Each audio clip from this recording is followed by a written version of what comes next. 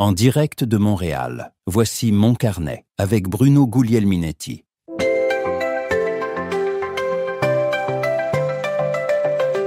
Bonjour, bonsoir, heureux de vous retrouver. Bienvenue à cette édition de Mon Carnet. C'est l'édition du vendredi 6 juin 2025. Au sommaire cette semaine, une belle brochette de sujets variés entre innovation, cybersécurité, politique numérique et même une célébration. On parlera de ce nouveau lieu incontournable pour la start-up à Montréal, le Accès. Qu'est-ce que c'est? Qui est derrière cette initiative et pourquoi ça attire autant l'attention? On va parler avec la directrice générale. On va également discuter avec la sénatrice Julie Miville-Deschênes qui veut mieux protéger les jeunes de la pornographie en ligne. Elle nous présente son projet de loi. Autre sujet important cette semaine, c'est la semaine du numérique responsable. On va faire le point sur ce mouvement et les actions concrètes proposées pour une utilisation plus éthique et durable du numérique. Et puis, une touche de nostalgie et de passion tech avec François Sorel qui célèbre cette semaine les 25 ans de son émission « De quoi je me mêle en France ».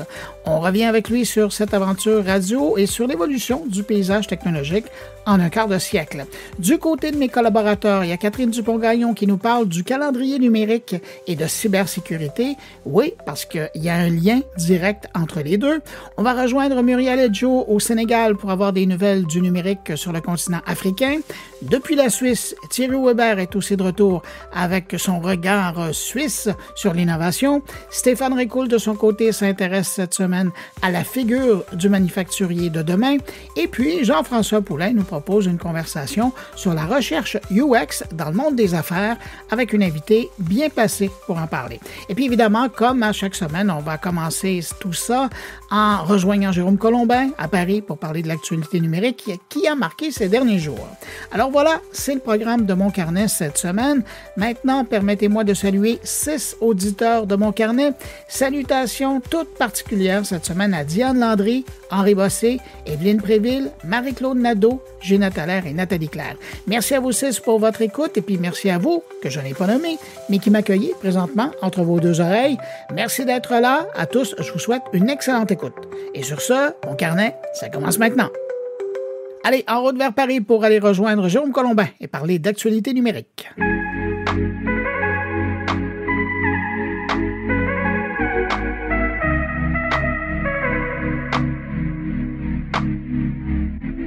Salut Bruno Guglielminetti à Montréal. Salut Jérôme Colombin à Paris. Et puis, bon anniversaire. Oh, ben on va pas remettre ça cette semaine. On en parlait déjà la semaine dernière. Non, mais écoute, c'est important, bon. Hein?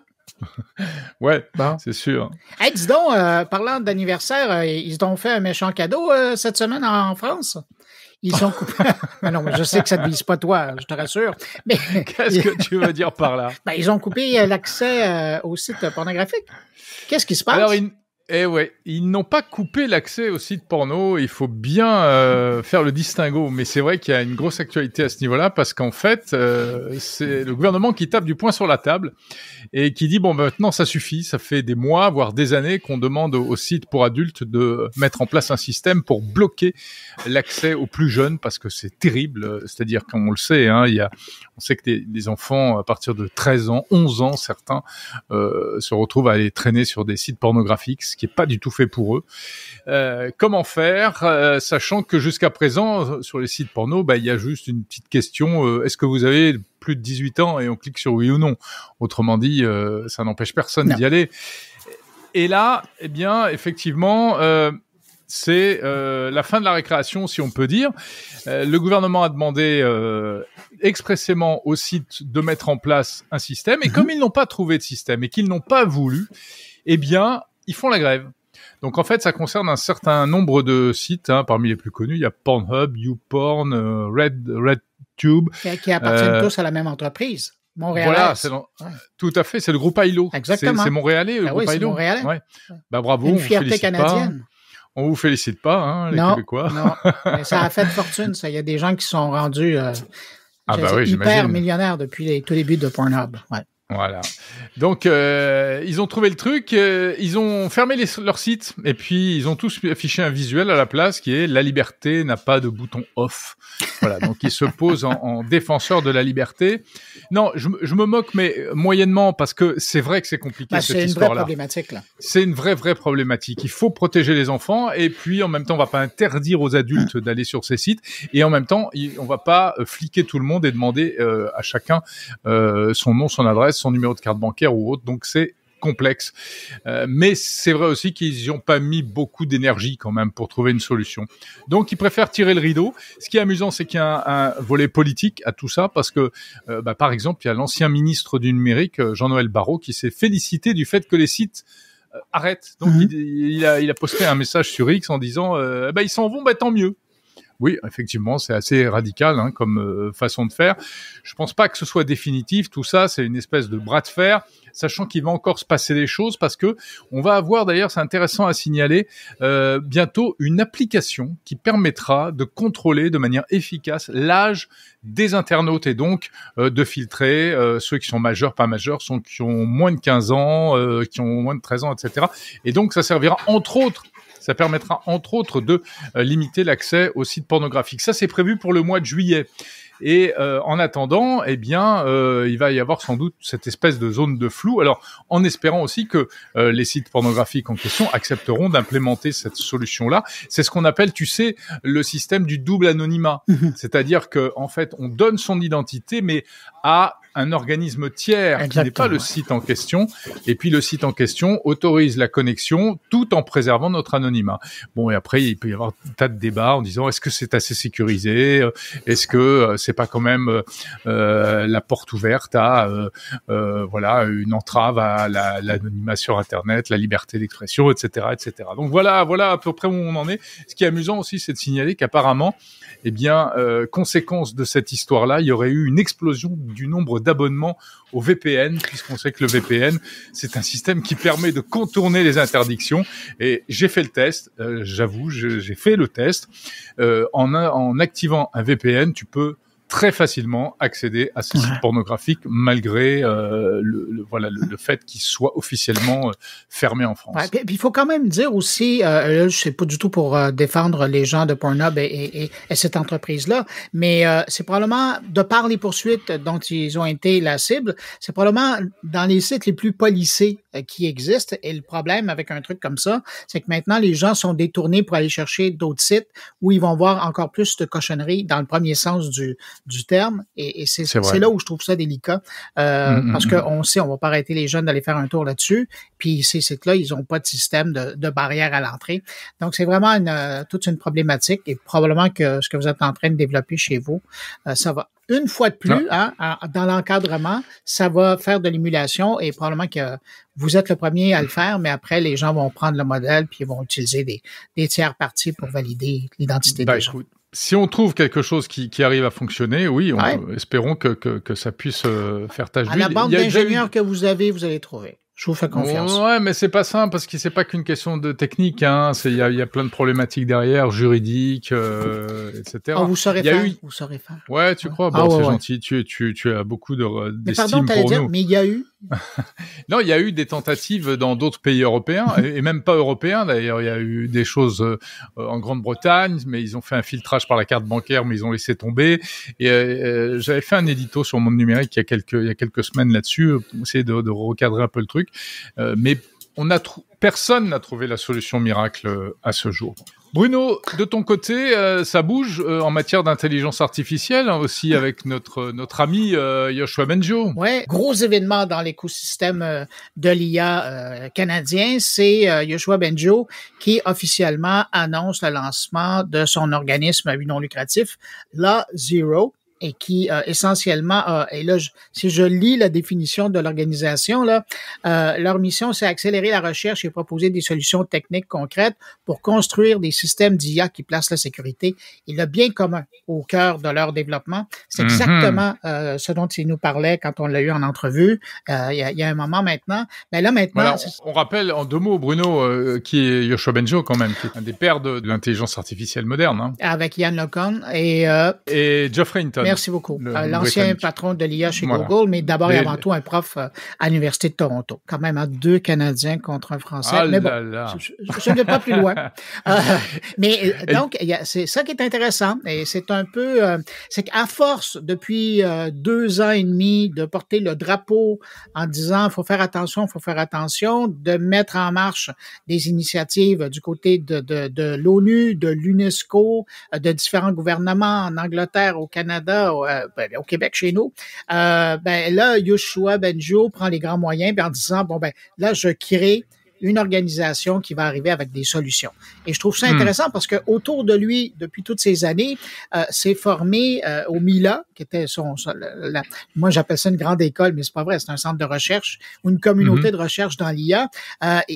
Je pense, officiellement, on parle de 1500. Moi, j'ai plus l'impression qu'ils sont 2000 chercheurs d'un peu partout à travers la planète qui partagent cet intérêt du développement de l'IA responsable.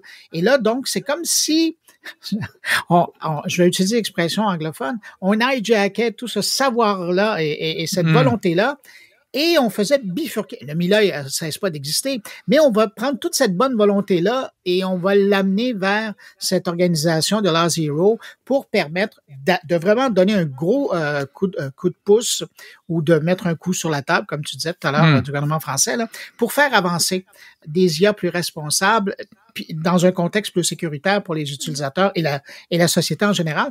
Alors donc, c'est une initiative de Yoshua Bengio qui permet de concrétiser tout ce qu'il a dit depuis aussi longtemps par rapport à la sécurité. Donc, Law Zero, c'est la loi zéro, hein, c'est ça que ça veut dire. Mais donc, ça veut dire que concrètement, parce qu'il y a eu beaucoup de déclarations, effectivement, il ne se passait pas grand-chose. Rien. Et là, tu penses que concrètement, ils vont faire quoi, en fait? Ils vont développer des technologies, ils vont développer du code, probablement, des algorithmes à insérer dans les... C'est pas juste des règles, des grands principes, Non, etc. c'est ça. Là, on veut vraiment arriver, en tout cas de l'information que j'ai eue, on veut vraiment arriver avec des outils concrets qu'on pourra installer, mais là, après, on verra la bonne volonté des gens d'installer ou pas, mais ils veulent arriver avec des solutions concrètes. Ouais, des espèces de garde-fous, mais intrinsèques. C'est ce qu'il expliquait, ce qu'il nous avait expliqué dans l'interview, qui peut être écouté à la fois sur ton site et sur le mien, d'essayer de faire des IA qui contrôlent des IA, en fait, si je me souviens bien. Puis, parallèlement, ce qui est intéressant, c'est qu'il amène aussi un nouveau concept de IA chercheur, où justement, il va utiliser des systèmes agentiques pour l'aider. Alors, il va y avoir de la recherche humaine, mais il va y avoir aussi de la recherche intelligente là-dedans. C'est vraiment intéressant comme démarche. J'ai l'impression qu'on va revenir là-dessus.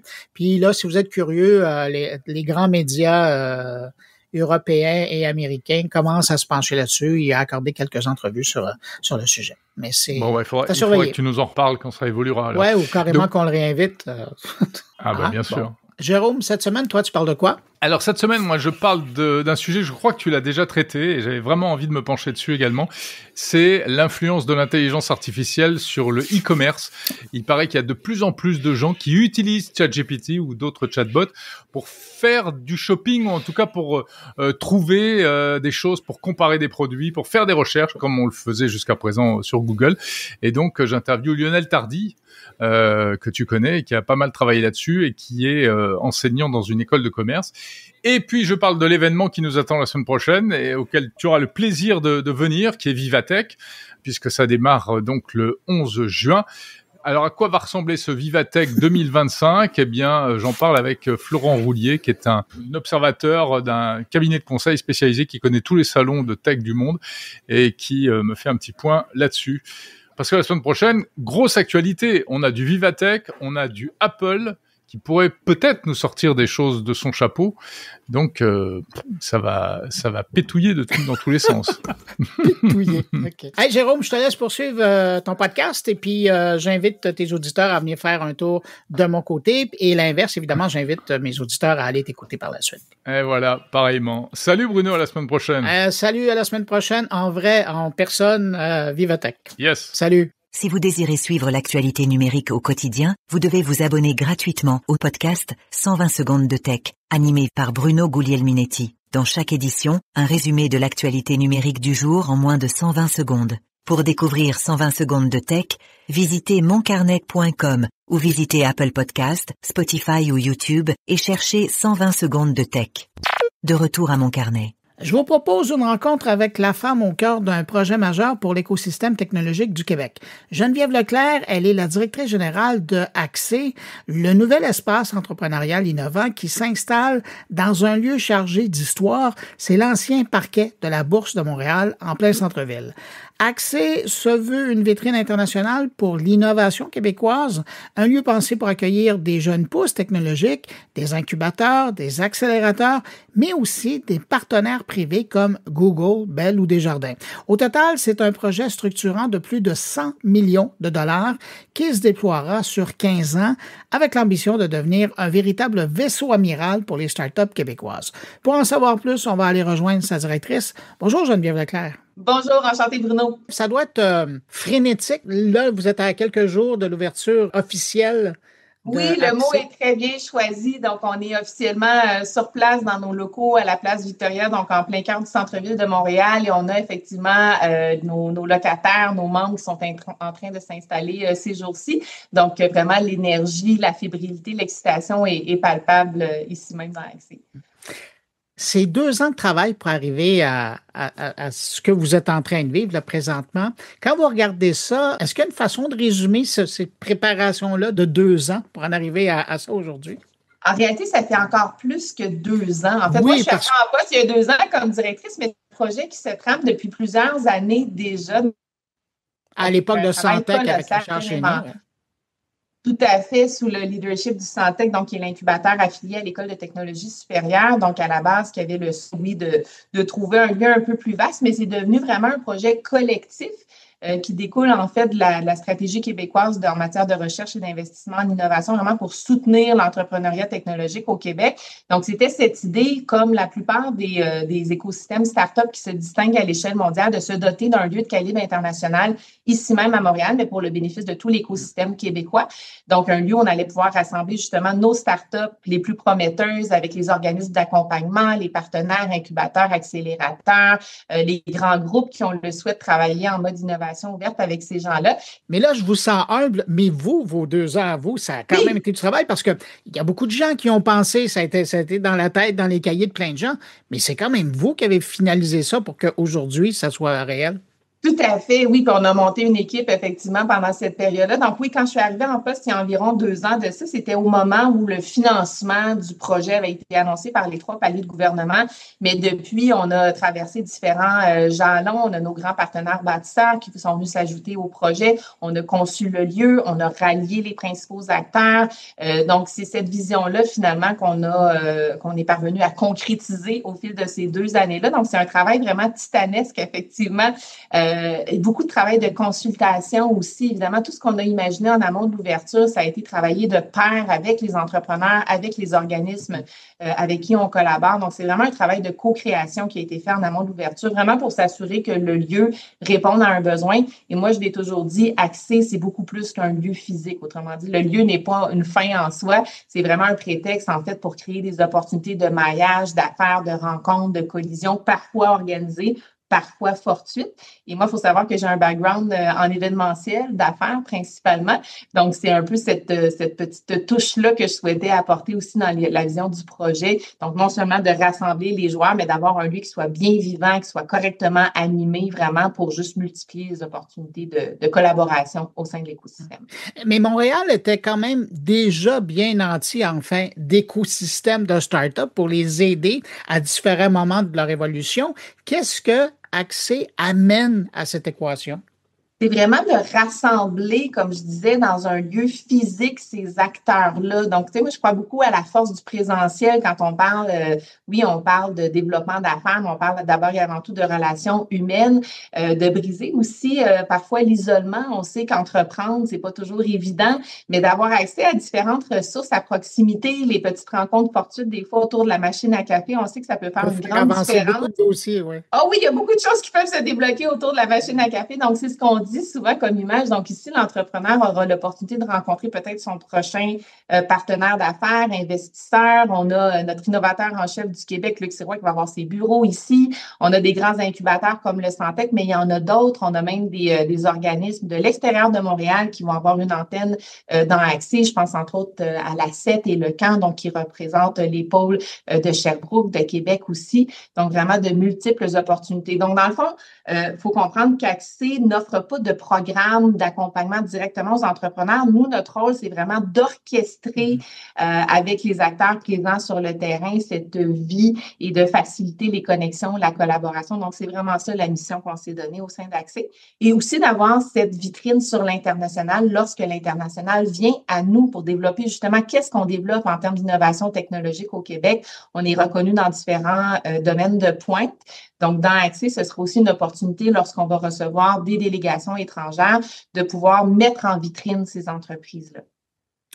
Depuis la fin de la pandémie ou même pendant la pandémie, il y avait énormément de lieux qui étaient rendus disponibles pour installer, j'allais dire, un endroit comme le vôtre, un lieu comme le vôtre, mais vous avez choisi le parquet de l'ancienne Bourse de Montréal. Est-ce qu'il y a un message, il y a une raison particulière pour aller là? Oui, bien, il y a différentes raisons. Bien, c'est sûr que oui, l'historique du lieu, on peut faire un lien direct avec la nouvelle vocation. C'est le berceau du Québéking. Donc, oui, d'avoir cette ambition de dire on veut mettre le Québec sur la map dans un lieu qui est effectivement très, très, très symbolique. Mais au-delà de la symbolique puis du storytelling derrière, c'est un choix aussi d'emplacement qui était hyper stratégique. Donc, on parle encore là d'un lieu d'envergure internationale. Donc, on est en plein cœur du quartier des affaires. C'est un lieu qui est facilement accessible autant pour nos visiteurs à l'échelle locale qu'à l'échelle internationale et d'avoir la proximité aussi avec les grandes universités, les centres de recherche ici à Montréal. Donc, il y a beaucoup de hubs ailleurs dans le monde, des fois, qui vont s'établir dans des lieux un petit peu plus excentrés, des fois pour venir redynamiser. Mais il y avait aussi cette volonté-là, entre autres, de la Ville de Montréal de venir redynamiser le centre-ville dans le contexte post-pandémique. Et l'avantage, je peux dire qu'on a, on sait que c'est un défi de convaincre les gens de revenir travailler en présentiel, mais justement, tout le lieu a été conçu en fonction de cette nouvelle réalité-là. Donc, dans Axé, chaque organisme a un espace qui lui est dédié, qui est relativement petit, mais on encourage les gens à utiliser les aires communes. Donc, on a une multitude d'espaces, justement, avec des espaces cuisinettes, lounge, des machines à café, des espaces événementiels. Donc, on a le parquet de la Bourse qui va pouvoir servir de lieu de rassemblement. Puis, on a une autre salle aussi qui surplombe le square Victoria où on va pouvoir organiser des rassemblements. Donc, l'idée, c'était vraiment de tenir compte de cette nouvelle réalité aussi du marché du travail, une belle opportunité d'amener une nouvelle clientèle aussi au centre-ville. Et plus souvent qu'autrement, quand on observe ce qui se fait ailleurs dans le monde, souvent ces hubs-là deviennent des pôles d'attractivité pour le talent, pour justement l'entrepreneuriat technologique. Donc, on est très privilégié en fait de pouvoir être dans un lieu aussi prestigieux aussi que la place Victoria. Donc, je pense que ça amène des gros plus au projet. Ben justement, là, vous parlez de l'attractivité et c'est le cas. Une fois qu'on a sélectionné et qu'on s'est entendu avec les gros joueurs de l'écosystème. J'allais presque dire les donneurs d'ordre ou ceux qui vont devenir des partenaires stratégiques. On peut penser aux GAFAM, on peut penser aux joueurs de cette importance-là au pays. Après, il y a cette cohorte de start-up qui sont là. Comment, parce que ça doit jouer du coude pour rentrer chez vous, là, comment vous décidez qui rentre, qui a accès à un petit espace pour être présent puis profiter de cet univers-là? Bien, si on parle spécifiquement des startups, là, bien, on vit un moment historique parce que là, on a vraiment sélectionné les pionniers, donc les premiers qui vont intégrer le lieu. À terme, c'est une 50aine de bureaux dédiés pour les startups. Là, en vue de l'ouverture la semaine prochaine, on parle d'une 40aine de startups environ. Donc, il y a eu vraiment un appel à toutes qui a été publicisé et il y a eu vraiment un travail de sélection en fonction de certains critères qui étaient assez larges. Donc, on voulait vraiment avoir des startups qui représentaient un fort potentiel de croissance et de commercialisation à l'international, premièrement. On est vraiment sur des entreprises tech, donc qui ont un produit, une solution innovante. Donc, c'est pas tout type de jeunes entreprises nécessairement. Par contre, on n'est pas sur une verticale en particulier, donc on a des startups dans différents secteurs d'activité. Très important de le mentionner. Puis, il y avait un principe de référencement. Donc, on demandait tout simplement à la start-up qui appliquait d'être référée par un incubateur, accélérateur, partenaire de l'écosystème vers qui on pouvait se tourner juste pour valider justement l'éligibilité de l'entreprise en question. On a reçu environ 92 applications pour une quarantaine d'espaces disponibles, mais le modèle a été conçu de telle sorte qu'ultimement, il va pouvoir y avoir un roulement. Et il y a d'autres startups qui vont être représentées dans Accès, puisqu'en ayant des incubateurs, si je prends juste l'exemple du Santec avec son programme Accélération, si je ne m'abuse, c'est 2 fois 45 entreprises incubées par année. Donc, déjà, on a 90 autres startups, on a d'autres incubateurs, on a un espace de coworking aussi qui permettrait à des entrepreneurs qui ne sont pas nécessairement rendus prêts à se commettre avec un bail minimal d'1 an, mais de venir tester la formule avec un abonnement mensuel. Donc, au final, avec l'ensemble des partenaires qu'on a regroupés, bon an, mal an, c'est peut-être 200 startups qui vont passer à travers Accès. Et à travers toute la programmation événementielle, on a aussi le potentiel d'attirer d'autres joueurs. Donc, c'est vraiment d'avoir cette densité, cette diversité d'acteurs et de s'assurer qu'effectivement, à travers les activités qu'on va proposer avec nos partenaires, nos locataires, d'avoir toujours ce roulement-là et d'avoir des entreprises aussi à différents stades de développement. Donc, on peut en avoir des plus early stage, on peut en avoir d'autres. Et à terme, notre objectif aussi, c'est de créer cette espèce de cercle vertueux, donc d'avoir des entrepreneurs qui ont eu du succès, qui sont en mesure de partager leur apprentissage. C'est ce qu'on veut créer dans un lieu comme celui-là, l'envie de redonner ultimement aux suivants. Et ça, je pense qu'au Québec, on en a grandement besoin là, pour cette espèce d'élan de solidarité, maintenant plus que jamais, est essentiel. Les chanceux qui ont été sélectionnés, chanceux, chanceuses, oui. Ils vont avoir la possibilité de rester dans votre écosystème combien de temps? Bien, écoutez, là, on a établi une base. J'ai l'impression qu'à un moment donné, vous voulez que ça parte et que ça vole de leur propre aile. Là. Oui, en quelque sorte, parce qu'on se dit, bien, si on fait un bon travail en tant qu'écosystème pour les accompagner, bien, les entreprises qui vont croître vont vite être à l'étroit dans leurs locaux. Donc, l'objectif, c'est vraiment de les amener effectivement tranquillement au bord du nid pour que ces entreprises-là puissent ultimement voler de leurs propres ailes. Donc, tu sais, pour l'instant, on a un modèle. Puis encore là, même nous, on est un peu en mode start-up parce que c'est quelque chose de nouveau. On n'a jamais fait ça avant au Québec. Donc, on a un modèle de base qu'on a imaginé. Mais vous avez des modèles qui existent déjà de par le monde. Oui. Probablement que le plus connu dans la francophonie, c'est le centre F. Là. Passion F à Paris. Passion F, bon, il y en a d'autres à travers le monde. Puis après ça, il y a différents modèles qui existent. Mais oui, vous avez tout à fait raison de mentionner, c'est l'idée justement d'aller chercher ces entreprises-là, de les amener à croître, puis ultimement de poursuivre leur aventure et de faire de la place pour les prochains. Alors, ces gens-là vont pouvoir rester combien de temps avec vous?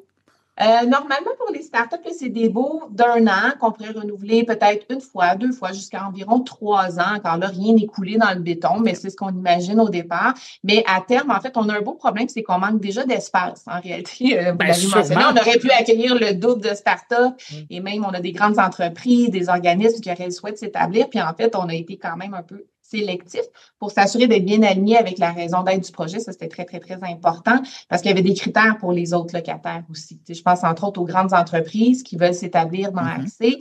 Elles doivent obligatoirement avoir une entente de partenariat en innovation ouverte avec un des incubateurs ou accélérateurs présents dans Accès. Donc, ce qu'on souhaite créer ici, c'est pas juste un lieu où on a envie de venir travailler. On veut s'assurer que chaque joueur a une raison d'être. A une raison d'être et peut, oui, bénéficier des ressources qu'on met à sa disposition, mais aussi contribuer à donc créer de la valeur pour nos entrepreneurs. Donc, c'est vraiment ça le cœur du projet. Et pour nous, ça a été vraiment important, pour répondre à la question tantôt de mon rôle dans les dernières années. Souvent, je me décrivais comme la gardienne de la cohérence, de m'assurer que tout le monde comprenne ce qu'on souhaite accomplir dans un projet comme celui-là, parce qu'on n'est pas c'est pas un coworking gouvernemental. Accès, c'est vraiment un hub avec une mission très, très, très précise. Donc, on s'est vraiment assuré de ça là, à toutes les étapes de développement du projet. On vous retrouve où dans... Je vous parlais de l'écosystème tout à l'heure, oui. Puis on mentionnait le nom de Richard Chénier. Il y a un écosystème parallèlement qui existe, qui est né presque au même moment où votre modèle est né, c'était Québec Tech. Est-ce que vous travaillez main dans la main avec... Tout à fait. En fait, il y a un lien direct. Il y a un lien direct. Parce que oui, bon, à l'époque, Richard Chénier, on se rappelle, lorsqu'il était directeur général du Santec, a été vraiment le principal porteur de ballon de ce projet-là. Moi, je suis arrivée, il m'a redonné le flambeau, mais depuis, on continue à collaborer main dans la main, lui et moi, avec nos équipes respectives, tout à fait, parce qu'effectivement, Québec Tech a maintenant ce mandat mandat de coordonner les efforts à l'échelle de la province. Et en fait, nos principaux bailleurs de fonds, dont le ministère de l'Économie et de l'Innovation, avaient ce souhait-là qu'on travaille en étroite collaboration pour assurer une cohérence dans cette stratégie québécoise. Donc, pour nous, c'était très, très important. Puis, en réalité, donc, le projet Accès est mené par l'École de technologie supérieure, mais il faut savoir que tout ce qui concerne le volet accueil, animation du lieu, la programmation, ces éléments-là, l'expérience client, ben, c'est vraiment un travail conjoint entre nos équipes respectives. Puis, évidemment, toute l'équipe de Québec Tech est déjà installée ici même dans Accès, ça va de soi. Donc, c'est un modèle qu'on voit souvent. Si on fait le parallèle avec Station F à Paris, on va retrouver la French Tech. Ben, ici, c'est Accès allié à Québec Tech, donc qui, d'un commun accord, avance dans la même direction. En terminant, vous ouvrez les portes, là, mais qu'est-ce qu'on peut vous souhaiter dans les prochains mois, dans la prochaine année? Bien, on va se souhaiter d'avoir un lieu vraiment vibrant, d'avoir de la vie dans ce lieu-là. Bien, déjà, on le constate, là, ça fait à peine 2 jours là, qu'on commence à accueillir les gens. L'énergie est vraiment, vraiment palpable. Donc, on est très, très heureux de constater ça. Je pense qu'enfin, avec un lieu comme ça, bien, on se donne les moyens de nos ambitions. Puis, ce qu'on souhaite, la vision, en fait, c'est ultimement d'être reconnu à l'international comme vraiment la destination incontournable pour quiconque souhaite découvrir ce qu'on développe en termes d'innovation technologique au Québec. C'est vraiment notre souhait. Ultimement, de pouvoir, évidemment, prendre de l'expansion, trouver des façons de créer des ponts avec d'autres partenaires aussi. Mais je pense qu'on a un très, très bon point de départ. Fait que notre première étape, ça va être d'assurer qu'on livre la marchandise, que le projet soit bien vivant et qu'on retrouve donc une belle énergie lorsqu'on met les pieds ici même dans Accès. Geneviève Leclerc, vous êtes directrice de l'espace Accès. Je vous souhaite une bonne ouverture, mais surtout d'en profiter parce que vous avez travaillé fort pour que ça puisse se produire. Et puis, ben, c'est certain qu'on va se reparler dans les mois à venir. Merci. Merci à vous. Enchantée.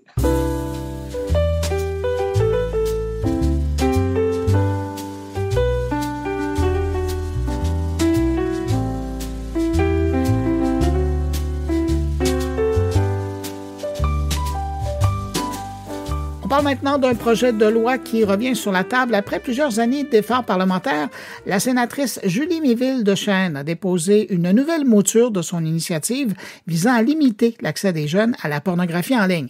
Ce projet de loi, le S-209, remplace l'ancien S-210, tombé à cause de la prorogation du Parlement.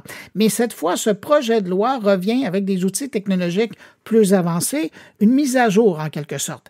Dans un contexte où des millions de jeunes Canadiens peuvent accéder en un clic à des contenus pornographiques, souvent violents ou dégradants, la sénatrice plaide pour une approche responsable et équilibrée. On la rejoint à Ottawa. Bonjour, Julie Méville-Deschênes. Bonjour. Qu'est-ce qui vous pousse à relancer ce combat aujourd'hui? Alors, ça a été une grande déception, effectivement, quand après 4 ans de travail, 4 ans et demi de travail, pour tout dire, ce projet de loi il meurt au feuilleton quand le premier ministre Trudeau a dit « je prorogue le Parlement, je mets fin aux travaux », donc à ce moment-là, tous les projets de loi meurent. Mais j'ai reçu beaucoup d'appels. Ce projet de loi était controversé au Sénat parce qu'on chicanait souvent sur les virgules, les concepts et tout. Mais dans la population en général, écoutez, j'ai eu un sondage là qui m'a montré que 77% des Canadiens étaient d'accord avec une vérification d'âge pour empêcher les enfants d'avoir accès à la pornographie. Donc, j'ai eu beaucoup de soutien à l'extérieur, beaucoup de gens pour qui c'était tout à fait le temps, c'était urgent d'agir.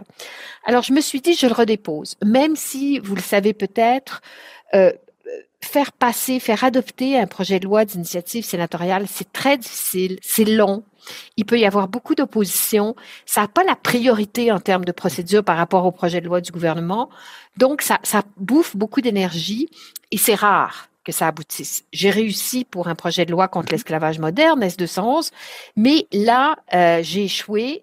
Il est mort alors qu'il n'avait pas encore été voté en 3e lecture à la Chambre des communes, donc il était rendu loin. C'est quand même rendu loin, ben oui. Rendu loin, mais je prétends pas que j'avais l'unanimité. C'était un projet de loi controversé.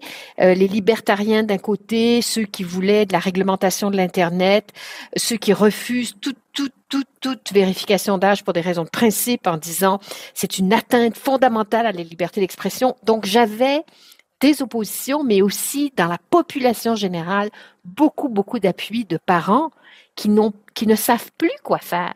Parce que vous savez, on est à l'ère des téléphones intelligents, pas de l'ordinateur au milieu du salon. Donc, comment voulez-vous que les parents, malgré les contrôles parentaux qui sont faciles à déjouer à certains égards, les parents sont dépassés. Ils ont besoin de l'aide comme ils en ont eu pour l'alcool et la drogue. Un enfant ne peut pas aller acheter une bouteille de whisky à la SAQ. Alors, en ce moment, des enfants regardent du contenu pour adultes depuis 15 ans, depuis que les plateformes porno sont gratuites, sans aucune barrière.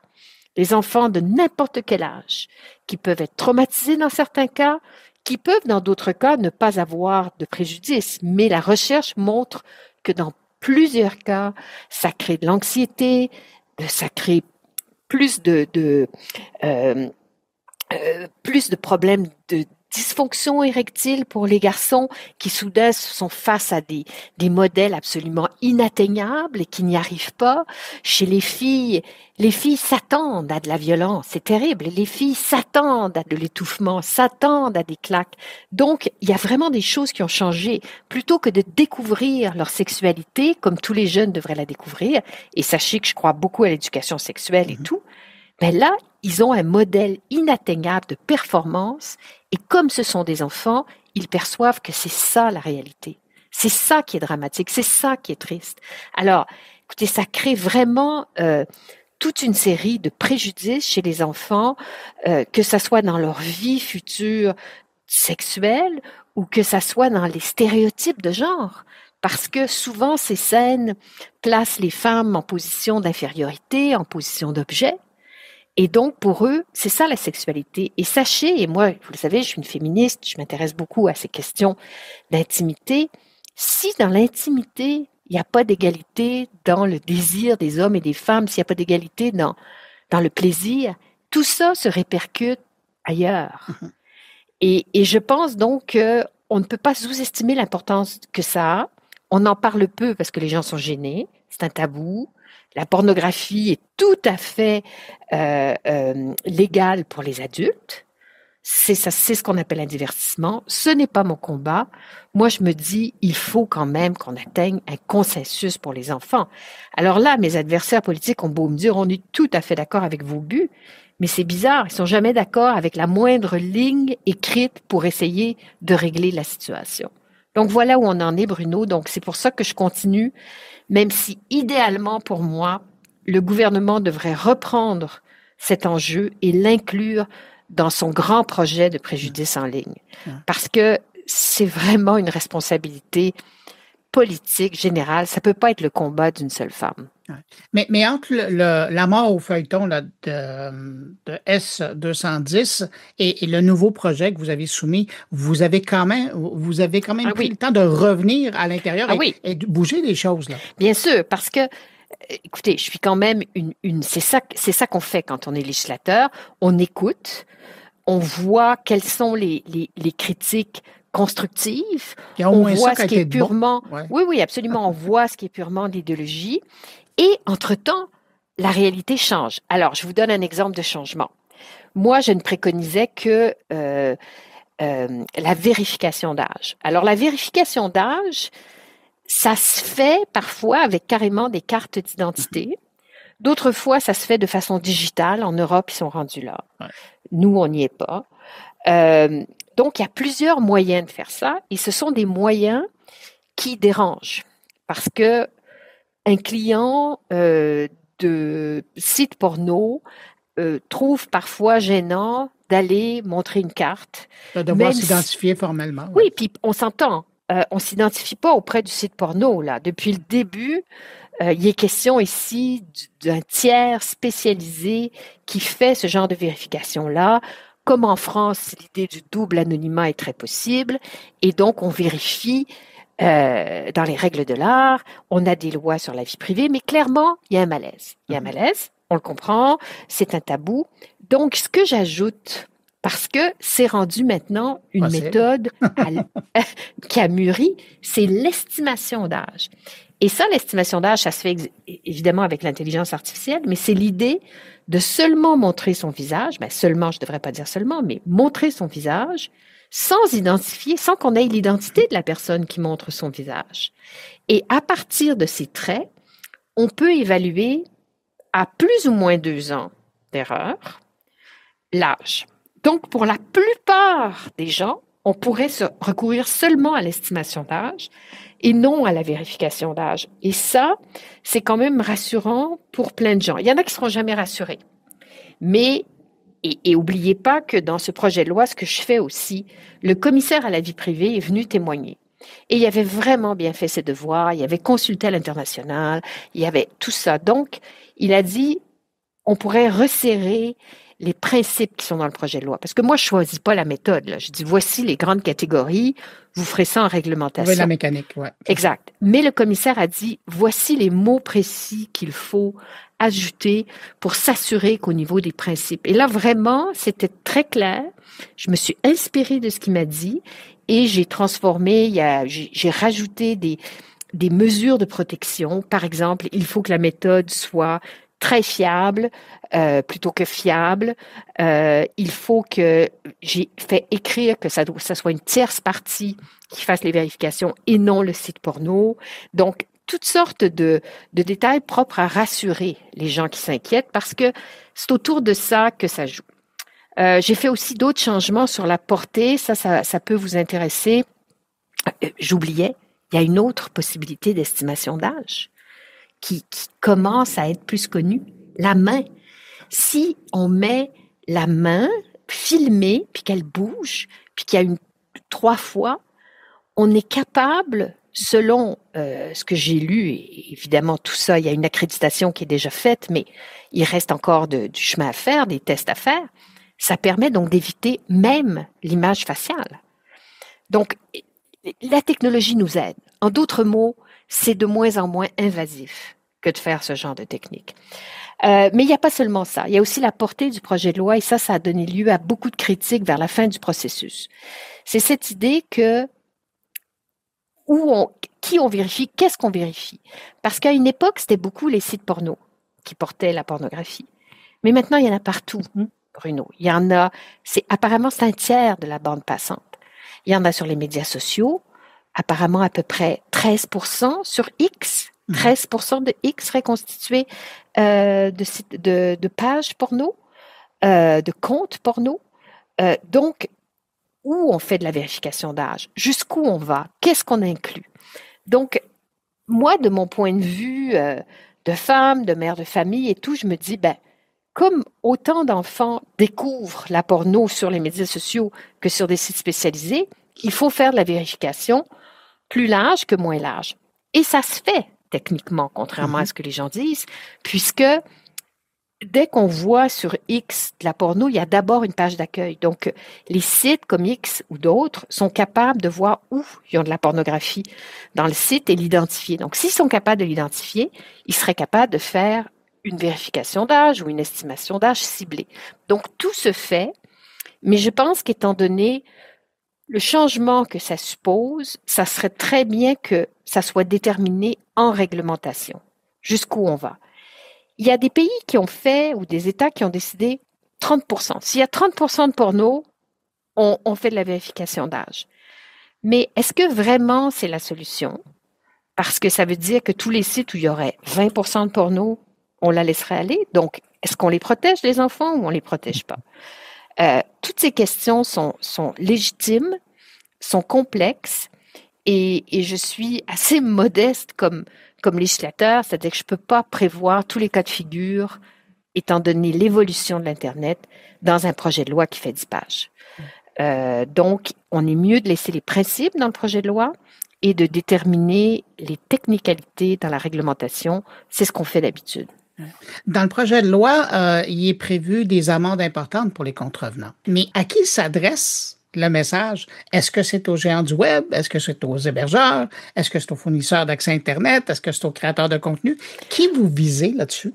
Bon, alors là aussi, j'ai fait une précision et je pense qu'elle était importante, et là-dessus, j'aurais probablement dû la faire plus tôt dans le processus, c'est de dire, par exemple, que les fournisseurs de services Internet, et il y en a plusieurs autres, ne sont pas visés par cette loi. Parce qu'il faut qu'il y ait transmission délibérée et non incidente, et pas de pornographie pour qu'ils soient capturés par la loi, parce qu'autrement, ça n'a pas de sens. Donc, il y a une clause, l'article 6, qui a été ajoutée, qui justement fait référence au fait que on peut déterminer que quand c'est une transmission, quand on héberge ou quand on le fait de façon non délibérée, on n'est pas couvert par la loi. C'est la différence entre, imaginez, Pornhub, c'est complètement délibéré, c'est un site porno. Ils diffusent de la porno, ils transmettent de la porno, ils en créent. Non, donc là, c'est que ça. Ouais. Et dans les comptes porno qu'il y a dans les médias sociaux, c'est assez facile de voir le côté délibéré. Donc, ça, c'est un autre ajout, et vous avez raison de le noter, étant un spécialiste du web, c'est qu'il y a beaucoup d'acteurs. Et donc, il faut faire attention qui on vise, qui on ne vise pas. On ne vise pas non plus les individus. On ne vise que les organisations. Donc, la transmission sur des canaux, des chats privés et tout, c'est pas ça qui est visé. Ça ne veut pas dire que ça peut pas faire de tort, mais il faut choisir ses batailles. Vous avez abordé un peu le sujet, mais je vais vous entendre un petit peu plus là-dessus, puis peut-être vous donner une chance de leur répondre pour ceux qui ne vous ont pas entendu. Mais il y a des gens qui trouvaient le premier projet de loi, mais probablement qui vont être un peu rassurés avec la deuxième version, mais qui trouvaient le projet de loi un peu moraliste. Qu'est-ce que vous leur répondez à eux? Ben, écoutez, moi, c'est-à-dire, il faut savoir que là-dessus, moi, je crois à l'éducation sexuelle. Je ne suis pas prude. Ce n'est pas un projet de loi d'une femme conservatrice qui veut protéger la morale publique. Absolument pas. À mon avis, c'est une obligation de protéger les enfants. Les enfants ne peuvent pas recevoir d'images, parce que il faut savoir ce que c'est la porno aujourd'hui sur Pornhub. Moi, j'en ai beaucoup regardé, Bruno, pour comprendre de quoi je parlais. On n'est plus dans de simples scènes de nudité, prises avec art et tout ça. C'est pas de ça qu'il s'agit. Il s'agit de hardcore, de scènes hardcore, qui sont très souvent violentes, qui ne sont pas forcément représentatives de la sexualité qu'on a dans la vie. Et entendons-nous, tout est dans la nature, les adultes peuvent faire ce qu'ils veulent, ça me dérange pas. Mais les enfants n'ont pas le cerveau encore suffisamment formé pour distinguer que ce qu'ils voient, c'est de la performance et non la réalité. Donc, prétendre que c'est un projet de loi moraliste, j'ai eu plein de critiques. J'en ai eu d'autres qui disent, ben voyons, la seule chose à faire, c'est de la prévention. Pourquoi faire de la censure? Ben, c'est bien beau, mais vous pourrez avoir tous les cours d'éducation sexuelle en classe que vous voulez. Ça crée de l'addiction, la pornographie. Donc, forcément, il y a des enfants qui vont aller voir ça, qui vont se laisser prendre, qui vont... c'est quelque chose qu'on ne soupçonne pas si on n'en a pas vu beaucoup. Alors, non, je ne suis pas moraliste, mais c'est vrai que j'ai eu de l'appui et de groupes qui sont chrétiens et de féministes. J'ai eu l'appui des deux parce que, oubliez pas, ce qu'on cherche à protéger, c'est les enfants. Certains disent que c'est que je m'abrite derrière ça, que mon véritable but, c'est d'abolir la pornographie. J'ai toujours été très, très claire que ce n'est pas ça. On dit aussi beaucoup, et ça, j'avoue que cet argument-là, j'ai de la difficulté, mais c'est très présent ici, c'est de dire que ça va nuire aux communautés LGBT. Vous l'avez peut-être pas entendu, mais ici, c'est très présent. Or, cet argument-là me semble aussi difficile à comprendre dans la mesure où, pour les jeunes LGBT qui, effectivement, cherchent à découvrir leur identité et tout, en quoi le visionnement de sites, parce que les sites LGBT sont aussi souvent empreints de violence et de pratiques, en quoi est-ce que c'est ça qui leur ferait découvrir pour les mineurs, là, en quoi ça serait ça qui leur fait découvrir leur véritable identité? C'est de donner des vertus à la pornographie qu'elle n'a pas vraiment. Et je pense qu'il y a d'autres façons de chercher son identité. Mais alors donc, tout ça me semble, comment dire, il y a souvent toutes sortes de raisons qui expliquent que les gens n'aiment pas des projets de loi.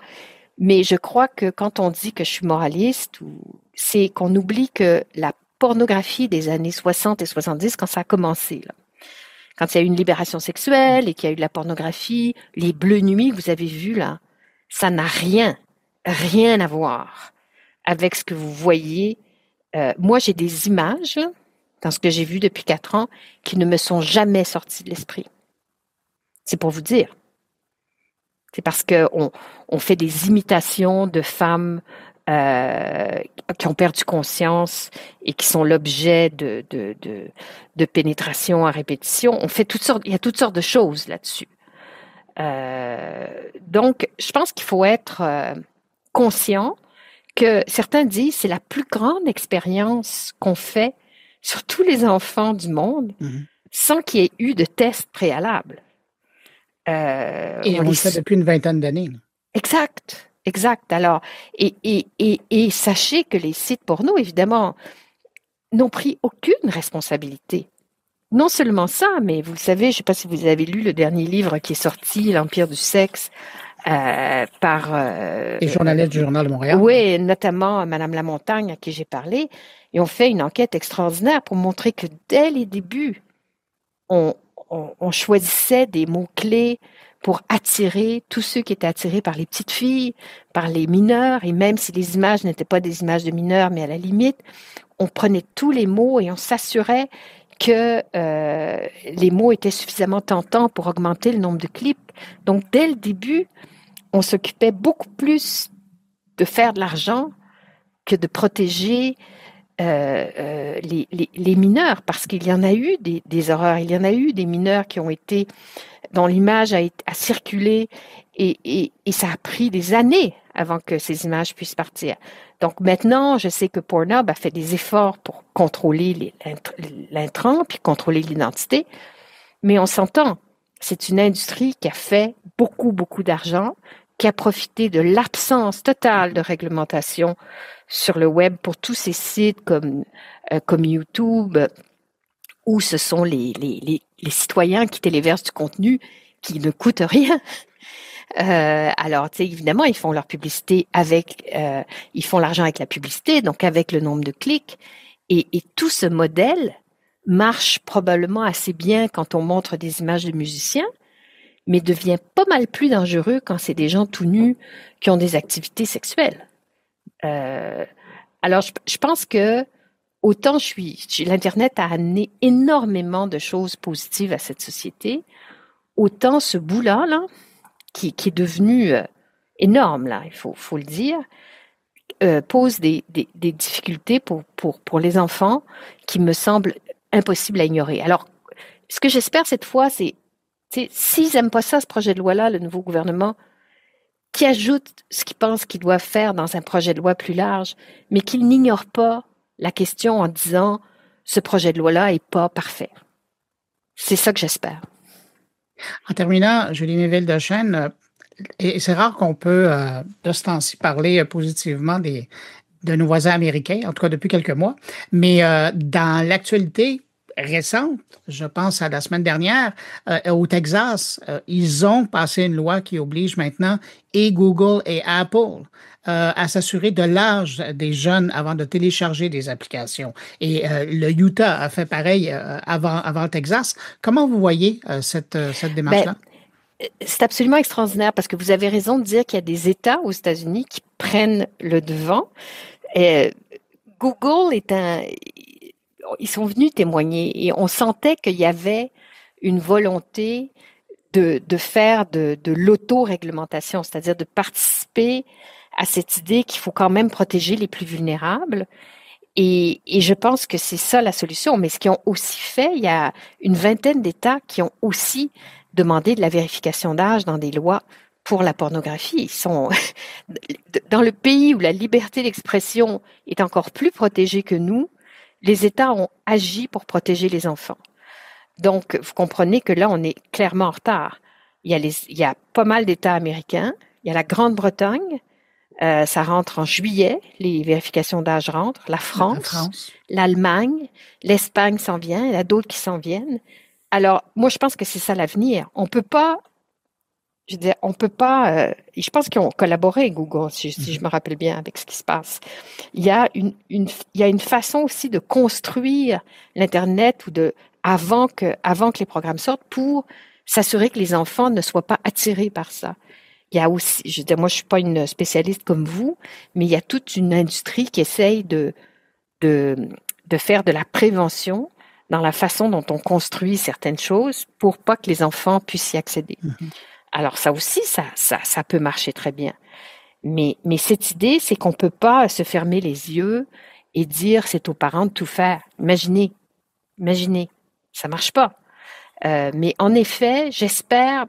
Je suis assez inquiète pour les sites pornographiques parce que je trouve que leur attitude est irresponsable de dire ah ben oui, les enfants ne devraient pas regarder ça, mais nous, vous savez, en fait, c'est la question de la concurrence. C'est que s'il y en a un qui le fait, les clients vont aller vers un autre. Donc, il faut que tous les pays soient sur la même longueur d'onde et disent c'est fini. Nous, vous êtes chez nous, et si vous êtes chez nous, il y a des lois à respecter. Et si vous ne les respectez pas, on coupe votre signal. C'est la seule façon d'agir, à mon avis. Julie Méville-Deschênes, vous êtes sénatrice indépendante du Québec. Merci d'avoir pris de votre temps pour parler de votre nouveau ou de la nouvelle version de votre projet de loi S-209 qui commence sa nouvelle vie à travers la mécanique du Parlement. Merci donc de m'avoir invité. Vraiment, vous le savez, c'est un sujet qui me tient à cœur. Au revoir. Au revoir.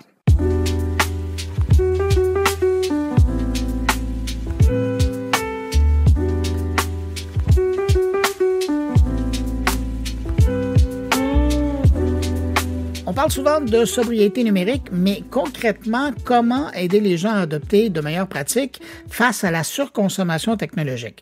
C'est l'un des objectifs de la Semaine du numérique responsable organisée par l'organisme Incertec à Montréal. Cette initiative prend une importance particulière cette année, alors que la fin du soutien de Windows 10 risque de rendre des millions d'ordinateurs inutilisables, alors qu'ils fonctionnent encore très bien.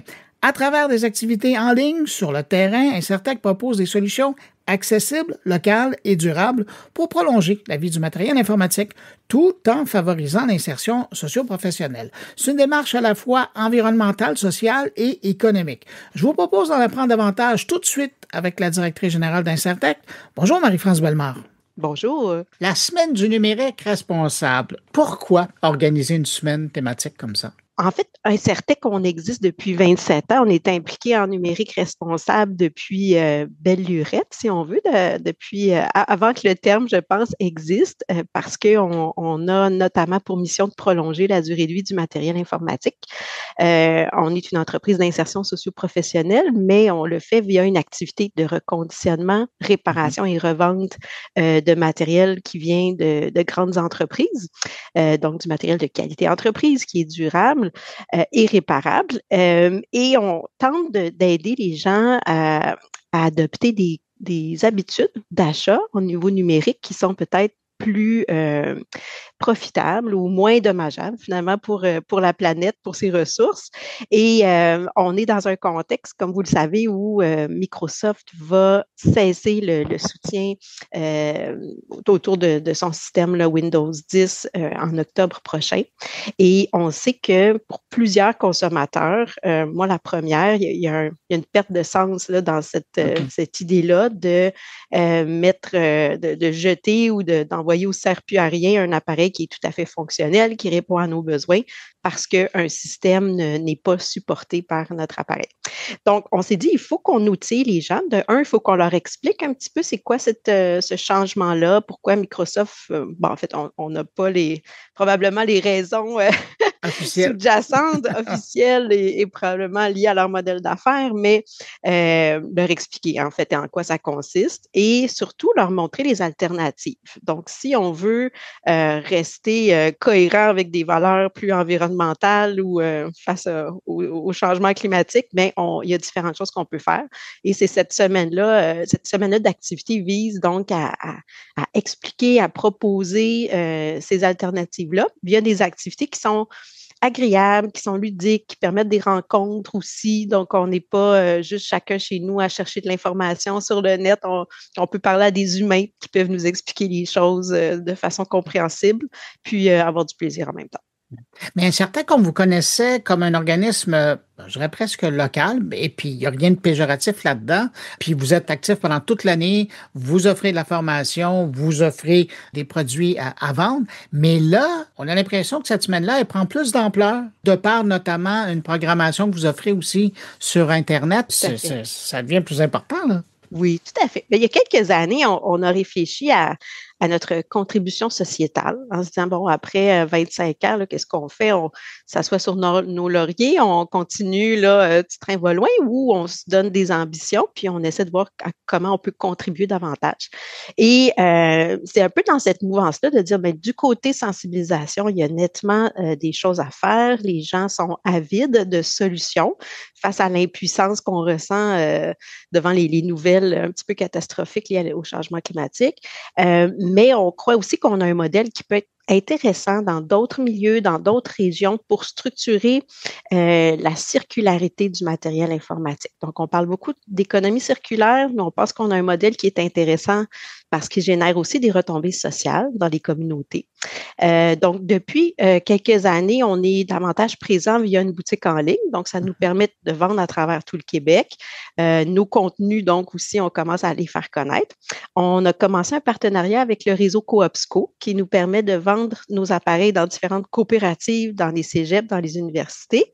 Et là, on a un projet financé par le programme Action Climat Québec qui va nous permettre de travailler avec 3 régions dans les prochaines années, Laval, Montérégie, Bas-Saint-Laurent, et tout autre milieu qui auront envie de travailler un peu autour de ce modèle-là avec nous. Mais bien que vous travaillez donc, puis on le sent, pour conscientiser les Québécois sur le phénomène, puis le fait qu'ils ne sont pas démunis, il y a d'autres possibilités qui sont disponibles dans le contexte notamment de la fermeture, entre guillemets, de Windows 10, mais aussi de l'informatique en général, là, pas l'informatique personnelle. Mais ce genre d'initiative-là, avez-vous l'impression qu'il est en train de sortir aussi à l'extérieur du Québec? Oui, parce que en offrant ces webinaires, notamment, c'est toute la francophonie à qui vous parlez, là. Tout à fait. C'est un problème qui est mondial, hein. On le sait, à travers le monde, là, dans quelques mois, il y a des millions d'ordinateurs qui vont devenir supposément obsolètes. Donc, cette problématique-là de cohérence là, face aux actualités climatiques, puis à cette actualité-là informatique, technologique, elle est vécue partout. Et on pense effectivement qu'il y a plusieurs personnes qui peuvent être intéressées. On sait que la France est très avancée sur les questions de numérique responsable. Beaucoup de regroupements, de collectifs existent.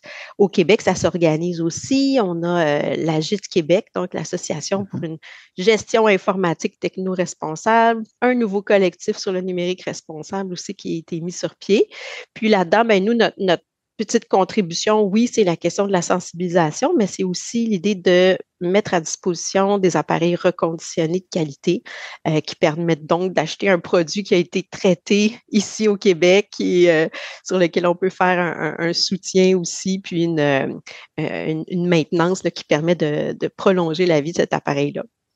Qu'est-ce que vous espérez qui va sortir de cette semaine du numérique responsable? Je pense que le fait que des gens découvrent justement des alternatives et sentent qu'ils ont un certain pouvoir face à leur choix de consommation, je pense que c'est ça qu'on souhaite générer. Donc, au Québec, il y a de plus en plus de gens qui disent, non, tu sais, oui, je suis conscient là, de toute cette pub-là, de tout ce marketing-là au niveau des nouveaux modèles d'ordinateur, de téléphone et tout ça, mais comme consommateur, je suis pas obligée d'embarquer là-dedans.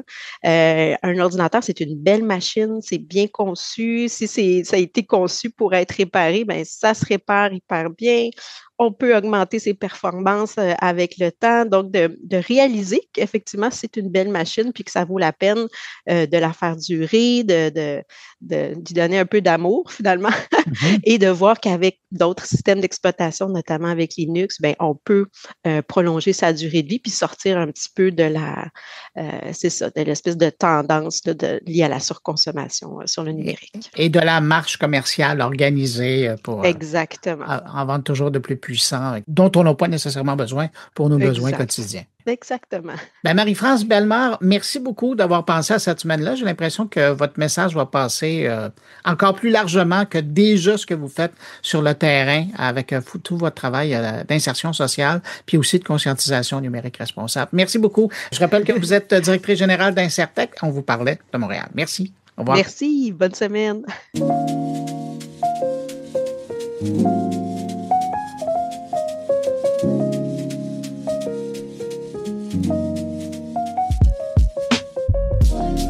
Cette semaine, je reçois un ami, un collègue, une figure incontournable du journalisme technologique en France, François Sorel, qui célèbre les 25 ans de son émission De quoi je me mêle, une longévité rare dans les médias et un parcours impressionnant à travers la radio, la télé, le podcast et le web.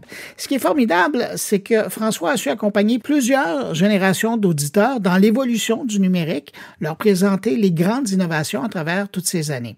On le retrouve tout de suite à Paris. Salut François Sorel. Bonjour Bruno. Heureux de retourner la chaise et de t'avoir sur mon carnet. François, 25 ans de quoi je me mêle, 10 ans de Tech & Co sur BFM. L'émission, ça fait 10 ans. Toi, t'en as animé quelques années maintenant derrière le collet. Quand tu regardes derrière toi, là, de quoi tu es le plus fier? Ah, c'est une très bonne question. En fait, je suis fier de pas mal de choses. Je suis fier déjà de la résilience de cette émission et du fait que j'ai pu tenir au moins 25 ans. Parce que tu sais que quand tu es dans un média, les émissions, ça va, ça vient, les directions s'enchaînent, et voilà. Et il se trouve que De quoi je me mêle a été créé en 2020, pardon. Ouais. Et 25 ans après, malgré tous les changements, malgré tout, en fait, toutes les aventures que cette émission a pu vivre, elle est toujours là, en fait. Et je crois que c'est l'une de mes premières fiertés, c'est le fait que, malgré sa longévité, elle est toujours là. Elle a réussi à tenir le coup. Elle a changé plusieurs fois de médias, parce que je l'ai commencé sur RMC. Ouais.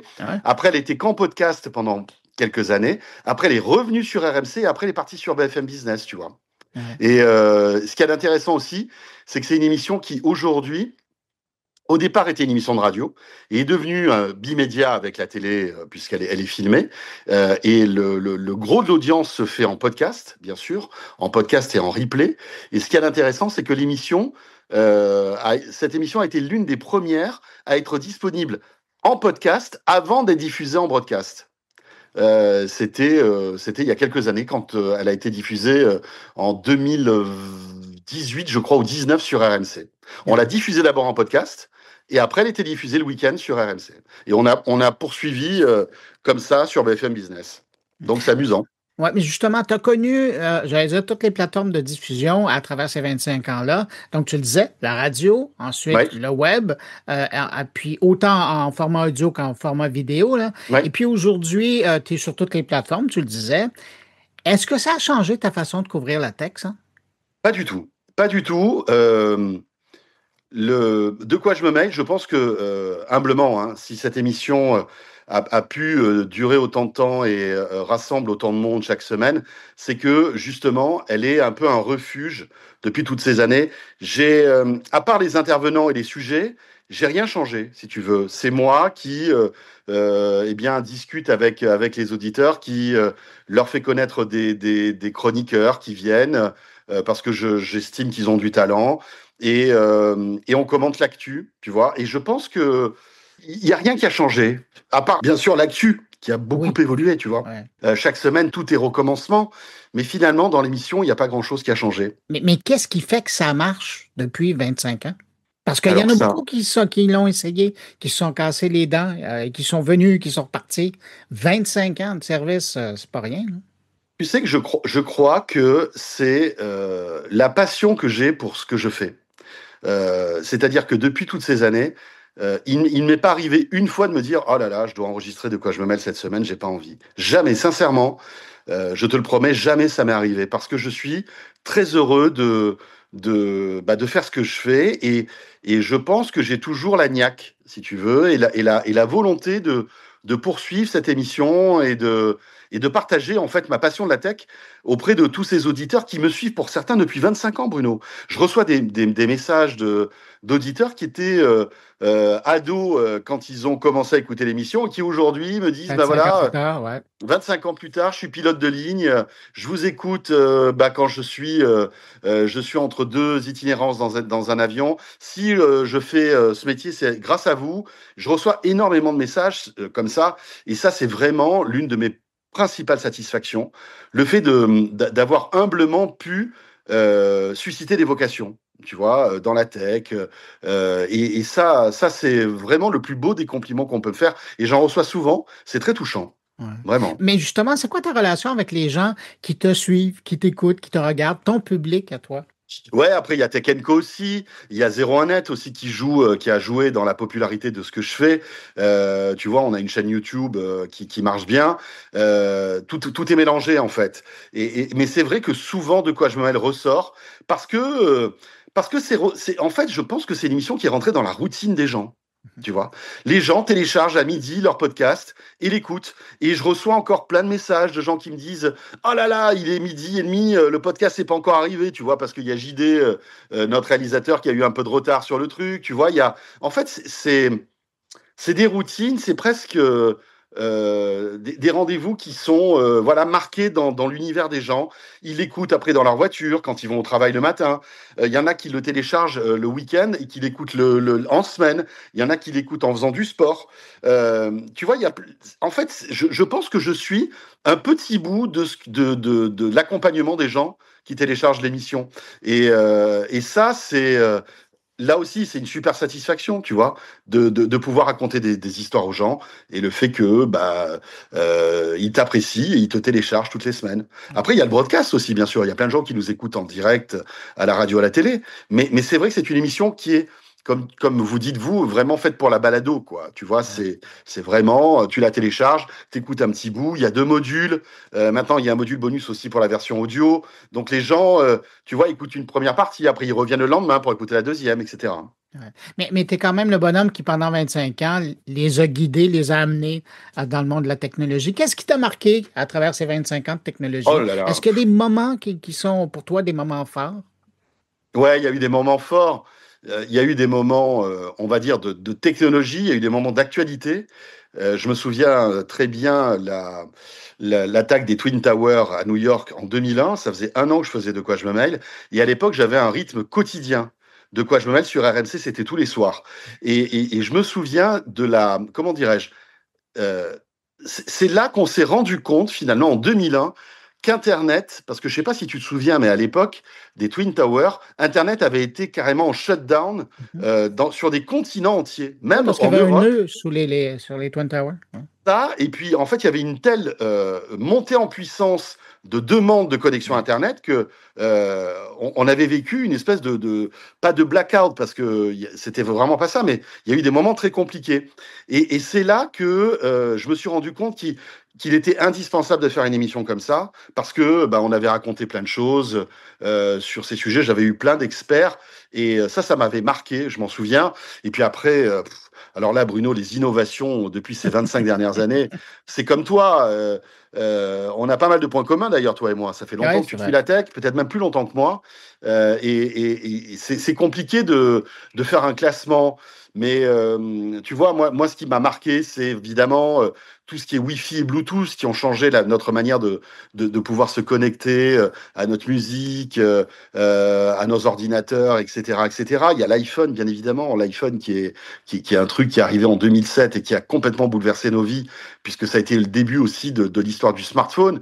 Mais il y a aussi le streaming, Spotify. Moi, je suis impressionné. J'ai été vraiment impressionné la première fois que j'ai téléchargé Spotify, et que je me suis dit, parce que j'adore la musique, et je me suis dit, tu te rends compte que dans ton téléphone, en fait, tu as toute la musique du monde simplement avec un moteur de recherche. Aujourd'hui, ça paraît complètement anodin, Ouais. Mais à l'époque, en 2006, 2007, 2008, quand Spotify était arrivé en plus en underground, moi je me souviens, j'avais jailbreaké mon iPhone pour pouvoir télécharger Spotify, qui n'était même pas encore officiellement disponible sur l'App Store. Et je trouvais ça incroyable, quoi. Vraiment, ça m'a bouleversé. Et puis voilà. Et puis après, il y a eu plein de choses. Là, l'IA qui est en train de bouleverser nos vies. Il y a plein de sujets. C'est compliqué de sélectionner des innovations. Il y en a tellement. Ouais. Puis du côté des invités, il y a des gens qui t'ont marqué? Oui, bien sûr qu'il y a des invités qui m'ont marqué. Bien évidemment, quand tu découvres avec Xavier Niel la Freebox, tu vois, ça te laisse pas indifférent. Tu sens qu'il y a quelque chose de spécifique. Pareil, Xavier Niel, quand il lance Free Mobile, on avait eu une interview vraiment en avant-première qui était exclusive où il expliquait qu'il voulait révolutionner le monde de la téléphonie mobile. Tu vois, c'est des moments forts. J'ai eu des porte-paroles d'Apple aussi qui étaient forts. Et puis surtout, comment dire, je pense que c'est aussi toutes les personnes qui font De quoi je me mêle, parce que moi, je suis le chef d'orchestre, mais après, c'est les chroniqueurs qui, chaque semaine, viennent pour parler de tech, tu vois. Alors, depuis quelques années, c'est Anthony Morel, qui est vraiment super bon, Nicolas Guyot, Éric Le Bourlou, puis tous les autres, ceux qui ont défié les premières années de quoi je me mêle, Christophe Joly, il y avait Florence Centraux, et c'est rigolo parce que le De quoi je me mêle que je vais tourner demain, on va retrouver les figures emblématiques de quoi je me mêle de l'époque. Oh, wow. Pas tous, mais quelques-uns, tu vois. J'ai une pensée aussi très affectueuse pour Victor Jakimovic, tu sais, qui était un intervenant régulier il y a quelques années, qui maintenant, qui est en bonne santé, hein, qui est en pleine forme et qui est bloqué en Normandie et qui vit là-bas, dans une maison au bord de l'eau, etc. J'aurais bien voulu qu'il vienne, mais il peut pas venir. Mais je pense à lui, beaucoup. Ouais. Comment tu fais pour tenir la cadence depuis 25 ans? Eh bien, tu sais quoi? Je vais te dire, pour moi, je crois que je tiens la cadence parce que c'est un peu comme si j'arrivais dans une salle de jeu avec tous mes jeux préférés.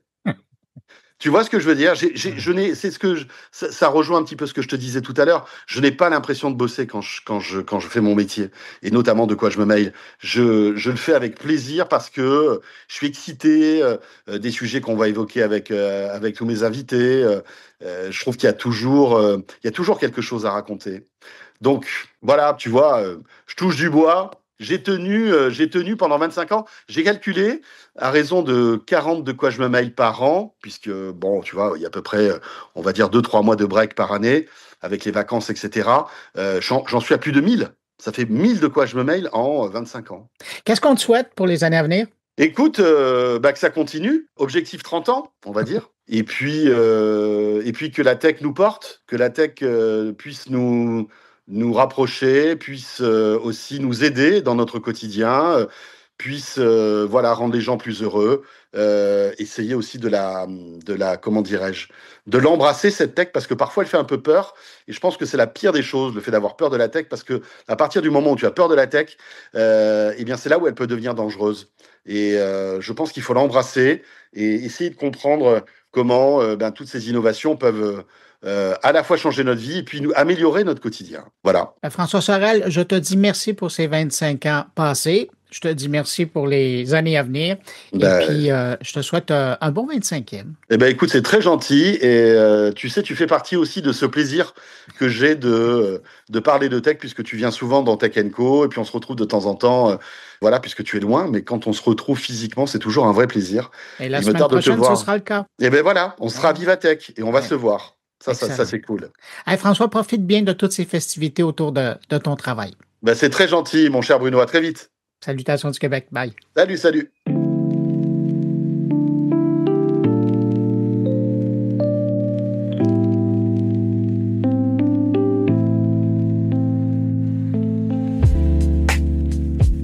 Catherine Dupont-Gagnon attire notre attention cette semaine sur un outil que nous utilisons tous les jours, parfois même sans y penser, notre calendrier numérique. Un simple geste, une habitude anodine, et pourtant, ça pourrait devenir une faille insoupçonnée.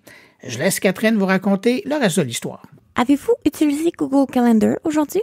Peut-être pour un rappel de réunion, un dîner entre amis ou ce fameux rendez-vous que vous oubliez toujours. Mais imaginez-vous un instant.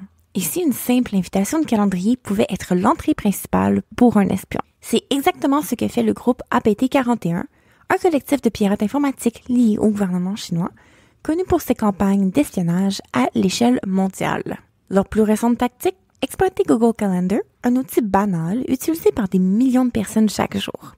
Mais comment est-ce qu'on passe d'un calendrier à une cyberattaque? Voici la mécanique. Les pirates envoient une fausse invitation Google Calendar contenant un lien vers un fichier malveillant. Comme ces invitations sont générées par Google, elles semblent légitimes d'un premier coup d'œil. Pire encore, dans certains cas, vous n'avez même pas besoin d'accepter l'invitation pour que l'événement apparaisse dans votre calendrier. Avec le lien piégé, bien en évidence dans les détails de l'invitation. Une fois que la victime clique, un logiciel espion est installé, souvent sans qu'elle s'en rende compte. Ce logiciel peut ensuite surveiller votre activité, voler vos fichiers, voire prendre le contrôle de votre appareil à distance. Ce type d'attaque passe facilement sous le radar des systèmes de protection traditionnels. Elle contourne les défenses habituelles et se faufile par un vecteur inattendu, ici, tout simplement, votre calendrier. APT41 utilise ces techniques pour cibler des chercheurs, des journalistes, des ONG, des entreprises technologiques, bref, des gens qui détiennent de l'information précieuse. Alors, quels sont les impacts? D'abord, cette méthode, elle complique énormément le travail des équipes de cybersécurité parce qu'elle utilise des outils légitimes. Ensuite, elle s'insère dans un environnement de confiance, votre agenda. Ici, pas de courriel douteux, pas de lien étrange, un simple rappel de réunion. Et si vous travaillez dans un domaine sensible, cette attaque peut compromettre non seulement vos données, mais aussi celles de vos collègues, de vos sources ou de vos partenaires. Alors, comment est-ce qu'on s'en protège? Premièrement, il faut désactiver l'ajout automatique d'événements dans Google Calendar. Par défaut, Google ajoute les invitations même si vous ne les avez pas acceptées. Vous pouvez changer ça dans les paramètres. Cherchez l'option « Ajouter automatiquement les invitations » et sélectionnez « Non » seulement si j'ai répondu oui. Deuxième conseil, ne cliquez jamais sur le lien d'une invitation que vous ne reconnaissez pas, même si ça semble venir de Google. Si vous n'attendiez pas cette réunion, supprimez-la le plus rapidement possible. Troisièmement, si vous êtes dans une position à risque, on parle ici journalistes, chercheurs, activistes, élus, travailleurs humanitaires, envisagez d'utiliser un compte séparé pour vos activités professionnelles sensibles avec une sécurité renforcée. On n'oublie jamais, bien entendu, d'activer la vérification à 2 étapes. Enfin, veillez à installer un antivirus et un outil de surveillance de sécurité qui peut détecter les comportements suspects.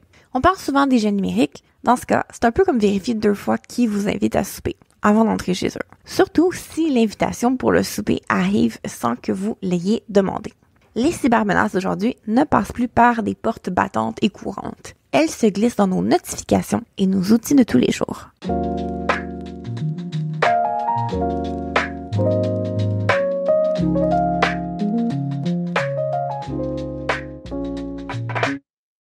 C'est le moment d'aller rejoindre à Dakar Muriel Edjo, le rédacteur en chef de We Are Tech Africa, pour découvrir les écosystèmes numériques du continent africain. Et cette semaine, on parle de 13 pays africains qui s'illustrent par leur écosystème pour les startups. On va aller faire un tour en Égypte et on fera aussi un détour du côté du Burkina Faso. De ce pas, on va rejoindre Muriel Edjo chez lui. Bonjour Muriel. Bonjour Bruno. Hey Muriel, heureux de te retrouver avec ton actualité africaine et on commence en décernant des médailles et des bravos parce qu'il y a 13 pays d'Afrique dans le top 100 des meilleurs écosystèmes start-up du monde. C'est quand même bien. Oui, c'est très encourageant. On ne peut pas cracher dessus.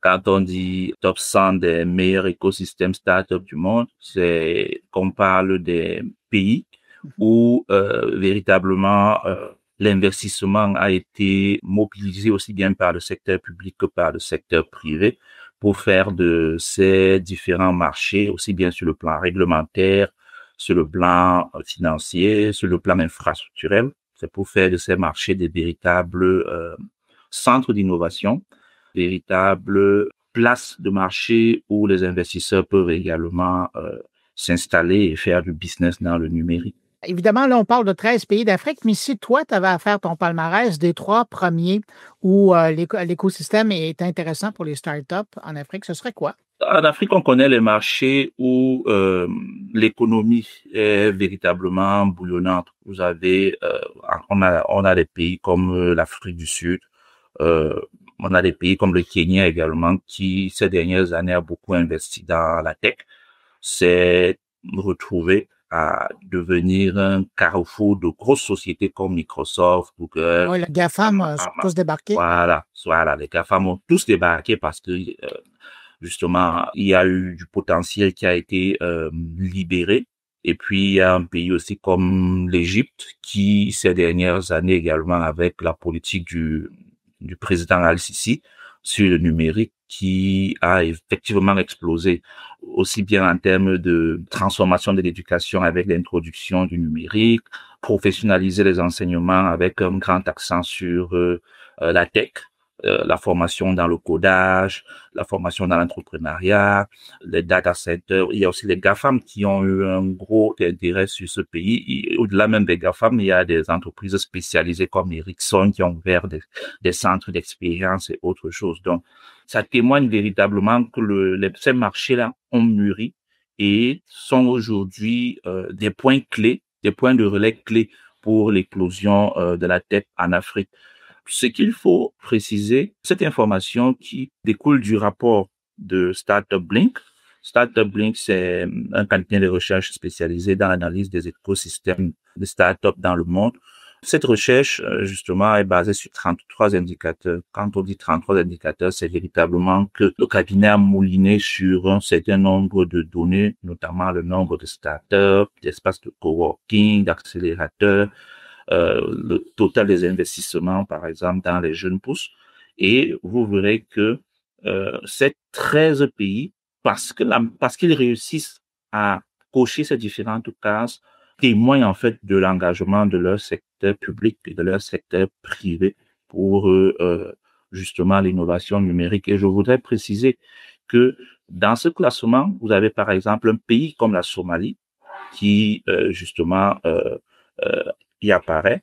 Ça veut justement dire que la Somalie a réussi déjà justement à rompre avec son histoire récente dans les médias qui n'était que terrorisme, pauvreté, précarité, parce que justement elle s'est rendue compte que l'innovation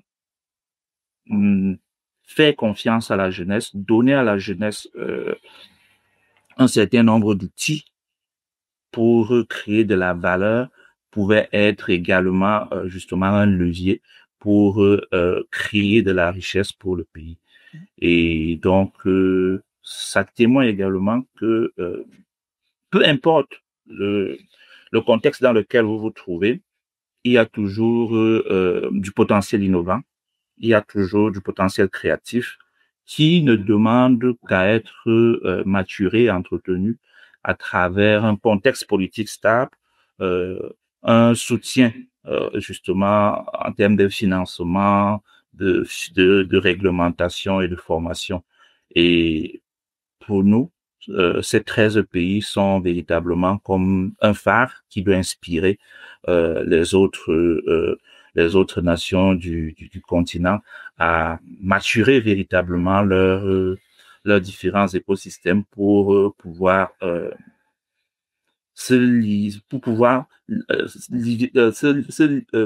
pouvoir concurrencer véritablement sur le marché international de l'économie numérique. En fait, c'est l'opportunité de pouvoir vendre les services, de pouvoir également attirer les investisseurs, de pouvoir générer un certain nombre de ressources qui ne dépendent pas forcément des matières premières. En tout cas, en t'écoutant, c'est clair que ces pays-là inspirent.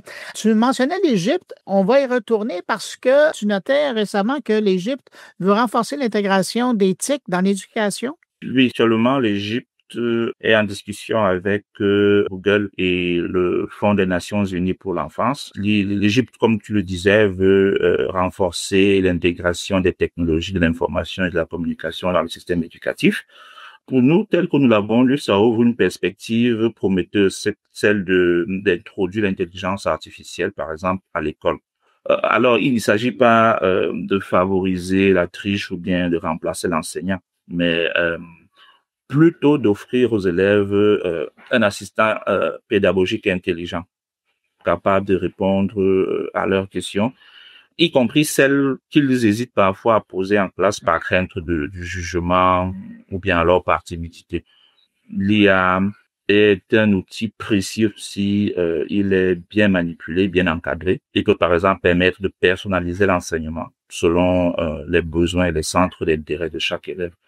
Une chose est sûre, c'est qu'un enseignant, au regard déjà des effectifs, au regard de leur nombre dans les écoles, ne peuvent pas encadrer particulièrement l'élève et lui permettre de comprendre, parce que tout le monde ne comprend pas les explications de la même manière, les leçons de la même manière. Moi, par exemple, j'avais des gros problèmes avec les mathématiques, pourtant je voyais mon voisin qui s'en sortait très bien à la première explication. Moi, il fallait qu'on aborde le problème d'une autre manière pour que, moi, je puisse percevoir maintenant le schéma de résolution soit des équations ou un truc comme ça. Donc, là, l'IA peut être justement une alternative justement à cette personnalisation de l'enseignement. Bien sûr, elle ne remplace pas le lien humain entre l'enseignant et l'élève, mais elle le complète en fait en apportant des ressources, on va dire, accessibles 24/24, et puis en plusieurs langues, c'est possible, et justement, comme je disais tantôt, adapté à différents styles d'apprentissage en fait. En terminant, Muriel, tu voulais nous amener au Burkina Faso parce qu'il y a l'Alliance Pharma qui facilite la recherche de médicaments en ligne. Tout à fait. Alliance Pharma est une superbe solution qui m'a interpellé. C'est une application mobile développée par l'entreprise burkinabé Nongasal. C'est une idée de Caleb Kapiopo, un pharmacien de profession. La solution m'a parlé parce que elle m'a fait penser à tous ces parents-là africains qui, justement, ont déjà fait l'expérience d'un enfant malade au milieu de la nuit. Ça peut être de la fièvre, des maux de ventre ou des céphalées. Et vous savez que, dans plusieurs pays africains, les systèmes d'urgence ne sont pas encore véritablement efficaces. Vous ne pouvez pas appeler une ambulance dans la nuit. Vous ne pouvez pas déplacer un médecin qui se rend chez vous. Et donc, le parent est parfois obligé de sortir, peu importe l'heure de la nuit, pour aller trouver un médicament. Mais quand vous sortez comme ça, c'est en fait une aventure parce que vous ne savez pas exactement où vous allez. Et avec l'application mobile justement d'Alliance Pharma, vous pouvez avant de sortir géolocaliser en fait une pharmacie qui est dans votre périmètre ou en dehors de votre périmètre. Ça vous permet déjà d'évaluer la distance. Et puis également, dans cette pharmacie, et à travers l'application, vous pouvez également vérifier si elle a le médicament que vous désirez avant de sortir de la maison. Et véritablement, moi, je pense que dans le contexte africain, avec les problèmes que connaissent notre système de santé, c'est une solution très commode. Ça vous permet véritablement d'être plus efficace dans votre recherche, de gagner en temps également. Parce que quand on parle de maladie, on parle de souffrance, on parle de gêne physique. Et donc, trouver le médicament qui soulage soit un enfant, soit vous-même, soit, je sais pas, un membre de la famille, c'est très important. Donc, cette solution-là témoigne encore une fois de la manière dont le numérique, bien maîtrisé, bien orienté, peut répondre aux problèmes locaux. Ouais. Muriel Edjo, rédacteur en chef de We Are Tech Africa, merci beaucoup d'avoir fait comme ça un clin d'œil à ce qui se passe en Afrique, puis on se retrouve très bientôt. Salut! Merci Bruno. Salut, à la prochaine pour de nouvelles plus fraîches de l'Afrique sur la tech bouillonnante du continent.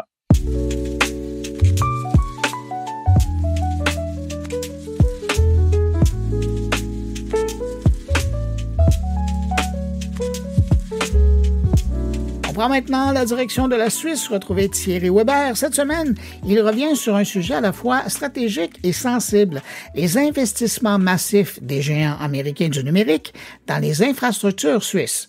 Entre promesses de croissance et enjeux de souveraineté, Thierry nous invite à réfléchir sur la place que prend Microsoft dans le paysage numérique helvétique. Bonjour Bruno, bonjour les auditeurs de Mon Carnet. Et si la souveraineté numérique suisse était en train de s'évaporer dans les nuages de Redmond? Et oui, cette semaine, j'ai eu envie de vous parler d'un investissement record de 400 millions de dollars annoncé par Microsoft en Suisse ces derniers jours pour renforcer ses capacités en cloud et en intelligence artificielle. Une excellente nouvelle, certes, pour l'économie, peut-être, mais à y regarder de plus près, il y a aussi de quoi s'interroger. Derrière les communiqués enthousiastes et les chiffres impressionnants se cache une question bien plus complexe. Jusqu'où allons-nous confier notre avenir numérique aux géants américains? Il faut dire que cet investissement de Microsoft, équivalent à environ 360 millions de francs suisses, s'inscrit dans une stratégie d'expansion globale. En Suisse, l'entreprise souhaite doubler la capacité de ses centres de données existants, que ce soit à Genève et Zurich, et investir dans la formation de plus de 300 000 personnes d'ici 2030, en partenariat notamment avec le PFL et Digital Switzerland. Cette initiative vise à accélérer l'adoption de l'IA générative et du cloud dans les entreprises, les PME, les hôpitaux et même les institutions publiques. Microsoft met également en avant l'aspect souveraineté, avec de grosses guillemets, via une infrastructure localisée en Suisse, supposée rassurer sur la confidentialité des données. Mais à mesure que les chiffres gonflent, les interrogations aussi prennent de l'ampleur. Peut-on vraiment parler de souveraineté quand les infrastructures appartiennent à une entreprise soumise au droit américain? Et où sont passées les ambitions européennes ou suisses en matière de cloud souverain? Ce qui me frappe particulièrement, c'est l'ampleur du déploiement et le silence relatif autour de ses implications. Microsoft ne se contente pas d'héberger des fichiers ou de proposer du Word en ligne. Il s'agit ici de faire tourner les modèles d'IA générative de demain, d'héberger des données sensibles de santé ou de finances et de devenir incontournable pour toute transformation numérique en Suisse. Or, les services Microsoft restent soumis au Cloud Act voté en 2018 aux États-Unis. Ce texte de loi oblige toute entreprise américaine à fournir sur demande judiciaire les données qu'elle détient, peu importe où elles sont stockées. En d'autres termes, même si les serveurs sont physiquement à Zurich, c'est Washington qui pourrait y avoir accès. Un petit détail qui fait toute la différence. L'entreprise met en avant ses efforts de transparence et de compliance, mais sans réelle garantie juridique locale. Pendant ce temps, des pays comme la France développent leurs propres alternatives, Gaia X, OVH Cloud, etc. Et l'Allemagne mise sur l'hébergement souverain. Côté business, Microsoft ne fait pas ce geste par philanthropie. Oh non, ce marché suisse, avec son tissu dense de banques, d'horlogers, d'hôpitaux, de multinationales, est stratégiquement très rentable. L'investissement vise à verrouiller sa position sur le segment B2B et institutionnel, là où la confiance et la sécurité sont critiques. Et puis, un timing curieux, à l'approche des élections américaines, alors que les débats sur l'IA et la régulation des GAFAM battent leur plein à Washington, Microsoft muscle son jeu en Europe. Coïncidence ? Et alors, chez nous, que fait-on pour équilibrer ce jeu de pouvoir? L'entreprise genevoise Infomaniac continue de défendre un cloud éthique, écologique et 100% suisse, mais reste David face à un Goliath.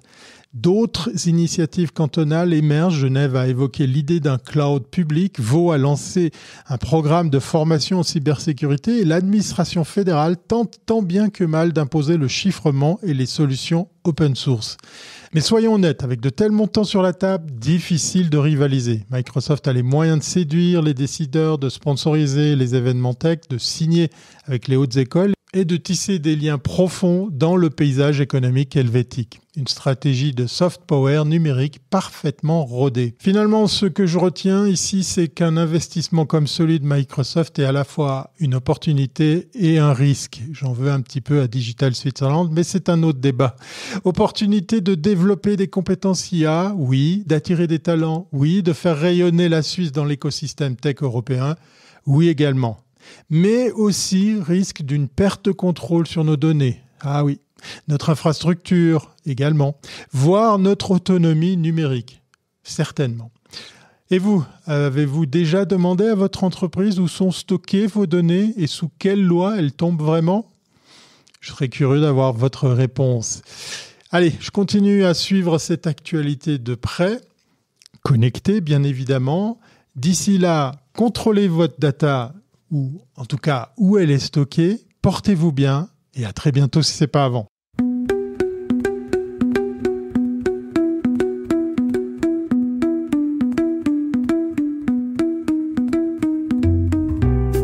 s'arrête maintenant dans le monde du manufacturier, un secteur en pleine mutation, confronté à des défis inédits depuis plusieurs années.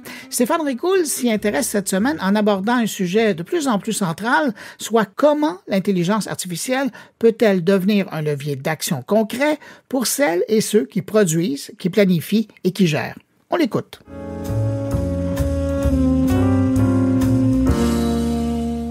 Depuis 2020, l'industrie manufacturière traverse ce que beaucoup décrivent comme une zone de turbulence prolongée.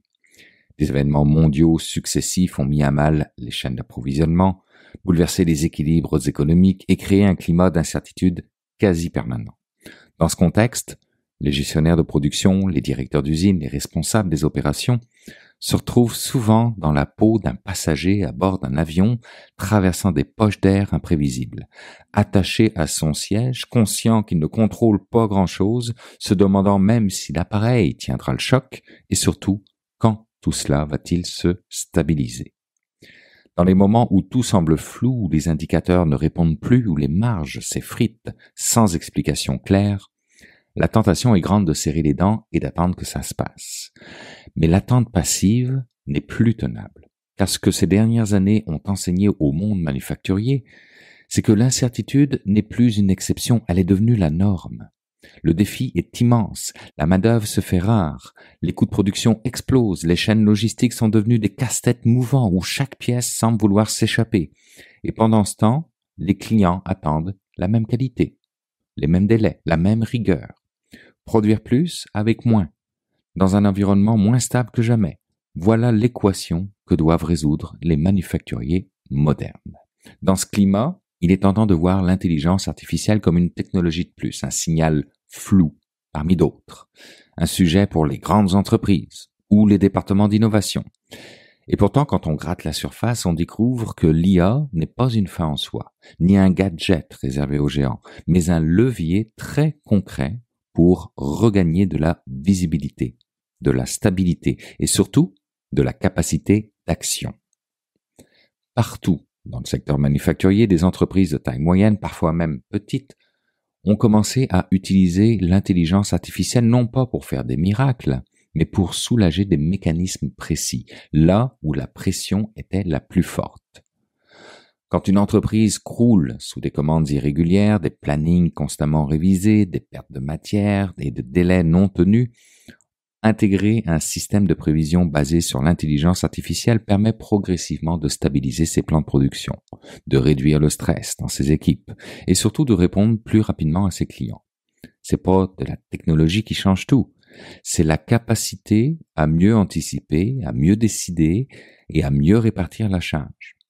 Quand une entreprise souffre d'arrêts de production imprévus, que chaque panne machine entraîne des pertes importantes, des délais de livraison menacés et une pression croissante sur les équipes techniques, installer des capteurs couplés à une intelligence artificielle prédictive permet d'identifier les signes avant-coureurs de défaillance. Là encore, l'IA ne supprime pas le risque, mais elle donne à l'équipe une longueur d'avance, une capacité à prévenir plutôt qu'à subir, avec comme résultat des arrêts en baisse, une production plus fluide et une équipe qui retrouve un peu le contrôle dans un environnement mécanique exigeant. Quand une entreprise fait face à un défi logistique, tel des composants clés qui arrivent en retard, des stocks mal calibrés, des phases d'assemblage ralenties, modéliser sa chaîne d'approvisionnement avec des outils d'intelligence artificielle permet de simuler différents scénarios, de prévoir les besoins à venir et mieux gérer les relations avec ses fournisseurs. Ce qui semble imprévisible commence à devenir lisible. Et ce qui est perçu comme une fatalité devient une variable maîtrisable. Quand une usine doit composer avec un contrôle qualité entièrement manuel, dépendant du jugement humain, parfois variable, souvent perfectible, la mise en place d'un système de vision par ordinateur, entraîné à détecter les défauts invisibles à l'œil nu, permet de standardiser la qualité, de réduire les rebuts et de réaffecter les employés à des tâches à plus forte valeur. Loin de remplacer l'humain, l'IA agit comme une lentille en rendant visible ce qui ne l'était pas. Ce que ces exemples ont en commun, c'est pas une technologie miracle, ni des budgets colossaux d'ailleurs, ni des changements organisationnels violents. C'est une décision. celle de commencer quelque part, celle de dire que là où c'est flou, là où c'est fragile, là où on perd du temps, de l'argent ou de la sérénité, on peut sans doute éclaircir, tester, apprendre. L'intelligence artificielle n'apporte pas de solution universelle, mais elle peut très concrètement rendre les opérations plus lisibles, plus stables, plus réactives. Et c'est peut-être cela la vraie transformation. Ce n'est pas d'avoir un algorithme dans chaque machine, c'est de retrouver petit à petit une capacité à piloter dans un environnement incertain, de passer d'une posture où l'on subit à une posture où l'on comprend, anticipe, ajuste. L'IA n'est pas là pour éliminer la complexité, elle est là pour la rendre intelligible. Trop longtemps, on a présenté l'intelligence artificielle comme un futur lointain, réservé à d'autres, mais elle est là, discrète, humble, presque, souvent invisible. Elle s'installe là où les humains sont fatigués, là où la variabilité est un poison, là où la prévisibilité devient un avantage stratégique. Et surtout, elle s'installe là où il y a encore des décisions à prendre, car l'IA, bien utilisée, ne décide pas à votre place. Elle vous donne les moyens de mieux décider. Le secteur manufacturier n'a pas besoin de discours, il a besoin de leviers, il a besoin de preuves et il a besoin de clarté. Dans un monde qui restera instable, ceux qui sauront voir plus tôt, plus loin, plus précisément, auront une longueur d'avance. L'IA ne vous évitera pas toutes les turbulences, mais elle vous aidera à les traverser sans fermer les yeux, pour ne pas dire serrer les fesses.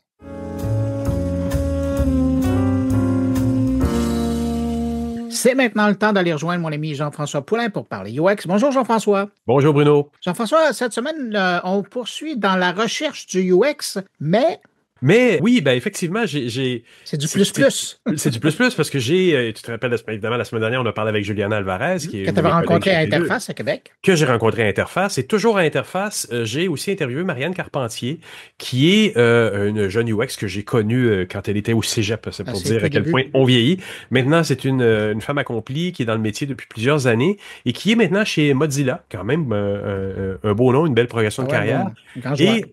Oui, exactement. Puis elle me parle de recherche également, mais de l'impact sur la business ou du moins le fait que on a de la difficulté à se faire comprendre par les gens en business parce qu'on parle pas le langage. Tu sais, c'est des choses qu'on a parlé beaucoup dans les dernières semaines, voire les derniers mois.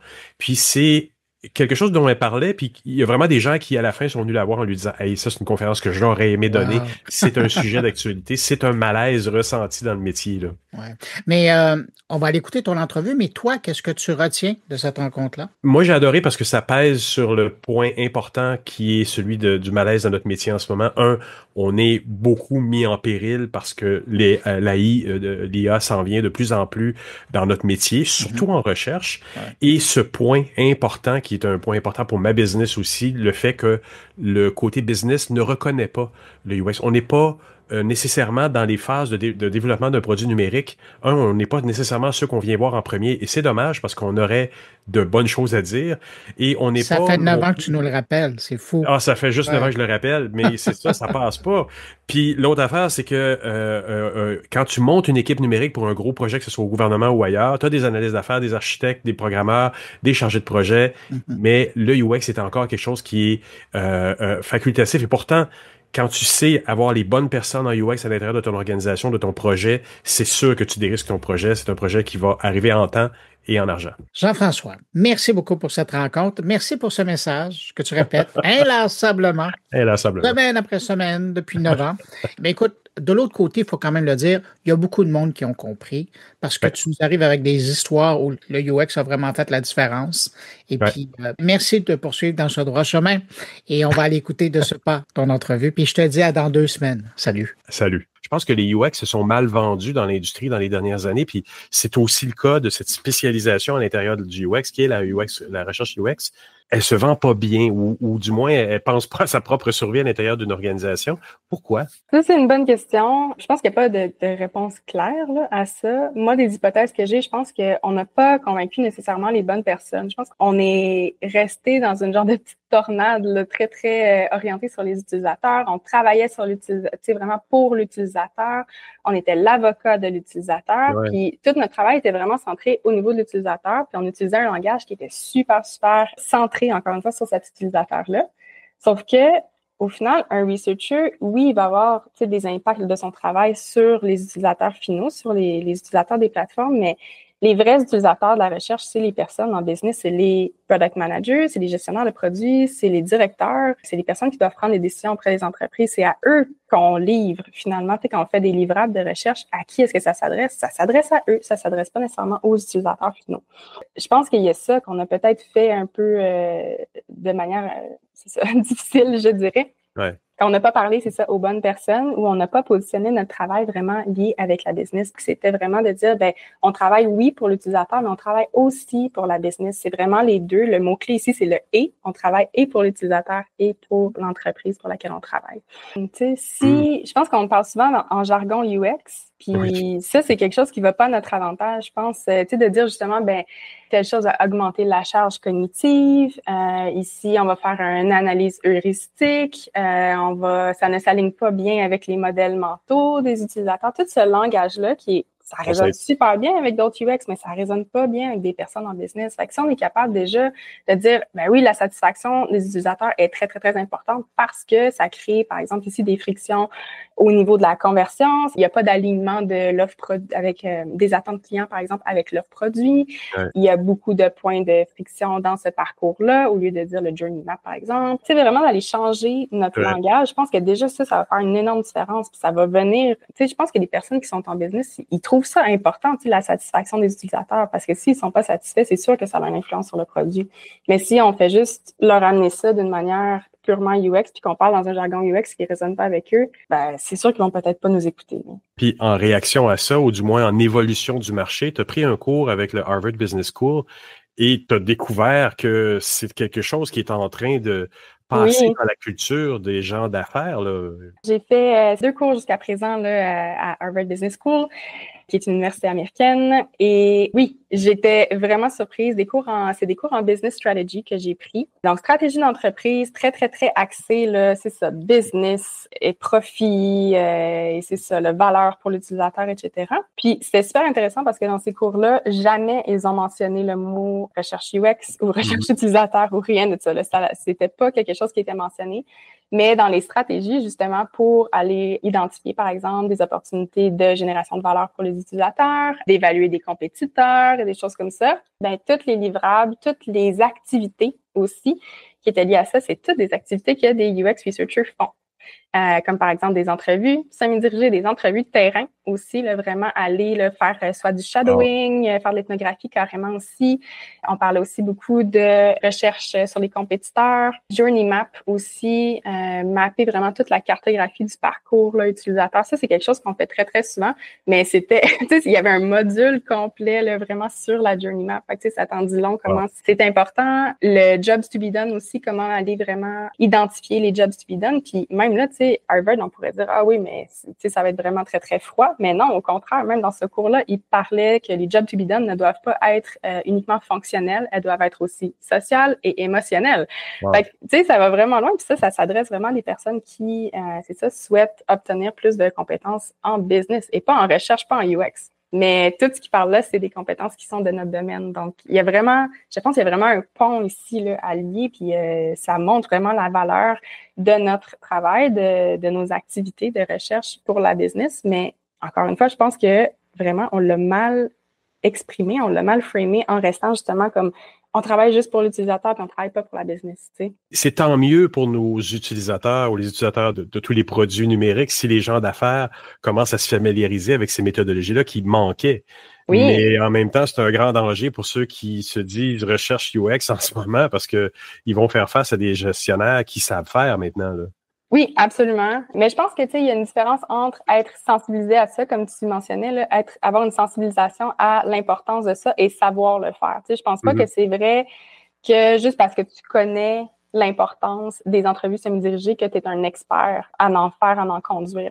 Fait que je pense qu'au contraire, ça peut être même une bonne chose, au contraire, parce que ça peut vraiment aller nous chercher des alliés au niveau business, de dire, ah, tiens, il y a comme telle chose que j'ai vu. Tu sais, c'était Harvard, c'est beaucoup des études de cas, là, avec des compagnies vraiment concrètes. Fait que, j'ai vu dans telle étude de cas, tu sais, par exemple, pour McDonald's, ça l'a amené telle chose, de faire des entrevues terrain. Ben, si on en fait nous autres aussi pour notre compagnie, si on a un researcher qui va sur le terrain, qui va aller questionner, on va pouvoir découvrir les vrais jobs to be done de ces types d'utilisateurs-là, par exemple, et mieux orienter notre produit. Donc, je pense que ça sensibilise aussi à la valeur de la recherche, mais moi, je le vois pas nécessairement comme une menace. Du moins, pas encore. Oui, non, ben, c'est ça. On peut imaginer que c'est toute une génération de gestionnaires qui vont être très sensibilisés à ça et qui vont vouloir venir vers nous pour pouvoir pousser ça plus loin. Après, le danger pour nous, c'est de devenir plus des techniciens et peut-être moins des gens dans la stratégie, là. Exactement. Mais je pense que ça, c'est une chose aussi qu'on doit développer comme researcher. C'est pas d'aller se positionner dans être le meilleur dans toutes les méthodes de recherche. Puis tu sais, c'est ça, je pense que c'est une autre erreur aussi qu'on fait souvent, c'est qu'on vient vraiment s'ancrer dans la méthodologie, puis c'est vraiment notre zone de confort, là. C'est vraiment là où est-ce qu'on est bien, puis on va aller vraiment, tu sais, pousser dans ça. Puis un peu moins dans la partie, justement, formuler un point de vue, être un conseiller, aller justement chercher des compétences qui sont hors du UX, comme justement dans la business ou même dans du market research, recherche compétitive, etc. Donc oui, vraiment, là. Ben, c'est intéressant. Puis un autre angle important dans ta conférence, je trouve, c'était l'importance que ça représente pour les entreprises, justement, comme là, on en parle. Puis tu avais une citation, là, on n'achète pas de la recherche, on achète de la clarté, de la confiance et un avantage compétitif à travers la recherche UX. Ça, c'est intéressant. Et tu as également utilisé le mot « dérisquer les projets » que j'aime bien. Oui. Ben, pour donner un peu de contexte autour de ça, là où je m'en allais avec ça, là, c'est je parlais vraiment de la commoditisation de la recherche, en quoi elle se différenciait plus vraiment de d'autres types de recherches qui étaient en train de se faire dans des entreprises. Puis, ce que j'amenais, c'est justement de Harvard, une des stratégies produits qu'ils nous enseignent pour, justement, quand un produit se fait commoditiser, une des stratégies produits pour revenir sur le chemin de la pertinence puis de revenir vraiment créer de la valeur pour l'utilisateur, c'est de revenir s'ancrer dans le job to be done. Ça, c'est un framework qui est super, super important. Et donc, là, ce que je disais, c'est OK, mais si on applique ça à la recherche, si on applique ça à une pratique, ce serait quoi les jobs to be done de la recherche? Puis finalement, c'est ça, j'arrivais avec cette idée-là que les jobs to be done de la recherche, c'était de réduire l'incertitude par rapport aux besoins des utilisateurs, d'aider vraiment les équipes à prendre des décisions informées en toute confiance. On a aussi une grosse job d'amener de l'objectivité dans un processus qui est souvent très, très guidé par des opinions. Hein. Tu sais, c'est souvent comme « moi, je pense qu'on devrait faire ça, j'ai l'intuition qu'on devrait aller vers ça, etc. » Donc, on apporte de l'objectivité. Puis, c'est ça, l'autre job to be done, c'était d'apprendre rapidement, réduire le risque de construire aussi la mauvaise chose ou carrément de gaspiller là, des ressources, du temps, de l'argent, des efforts, etc. Puis, c'est ça, ce que je disais par rapport à ça, c'est que finalement, la valeur de notre travail de recherche, c'est pas juste de collecter des données, là, c'est vraiment la capacité de collecter tous les signaux du terrain puis de les connecter là, à la stratégie produit, à l'entreprise elle-même. Puis ça, c'est super difficile à remplacer, là. Fait que c'est là où je m'en allais avec ça, de vraiment dire, quand on achète de la recherche, on n'achète pas de la recherche. Tu sais, c'est pas ça qu'on vient acheter quand on embauche un researcher. Ce qu'on vient acheter, finalement, c'est vraiment de la clarté, de la confiance, puis c'est un avantage qui est compétitif. Et c'est une tendance qu'on a beaucoup vue à Interface entre ta conférence, la conférence de Juliana Alvarez que j'ai interviewée la semaine dernière. Oui.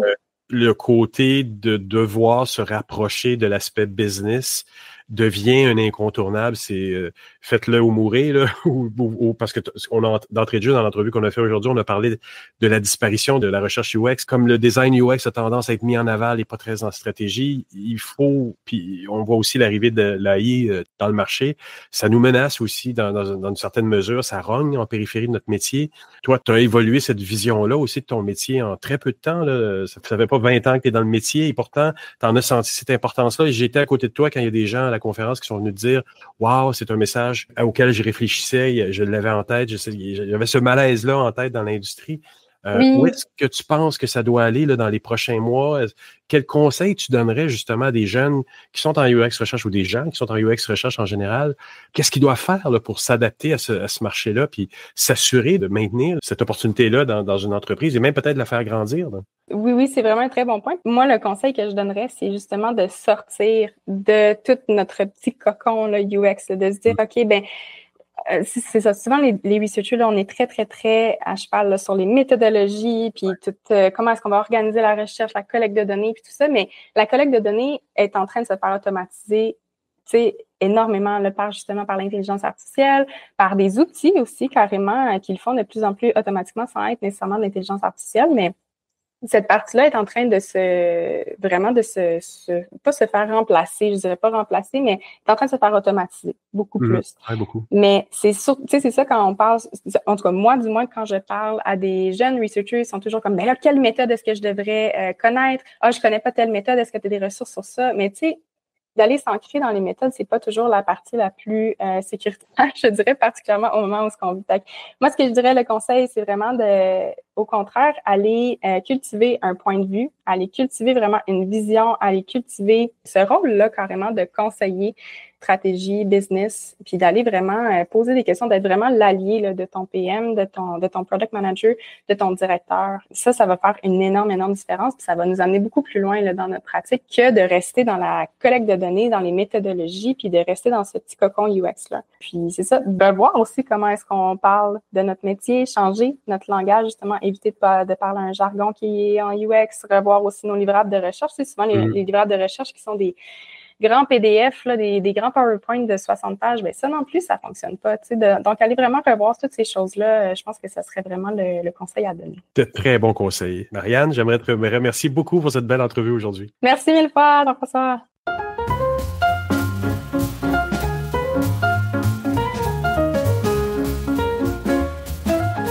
Eh bien, c'est ainsi que se termine cette édition de Mon Carnet. Un grand merci à nos invités.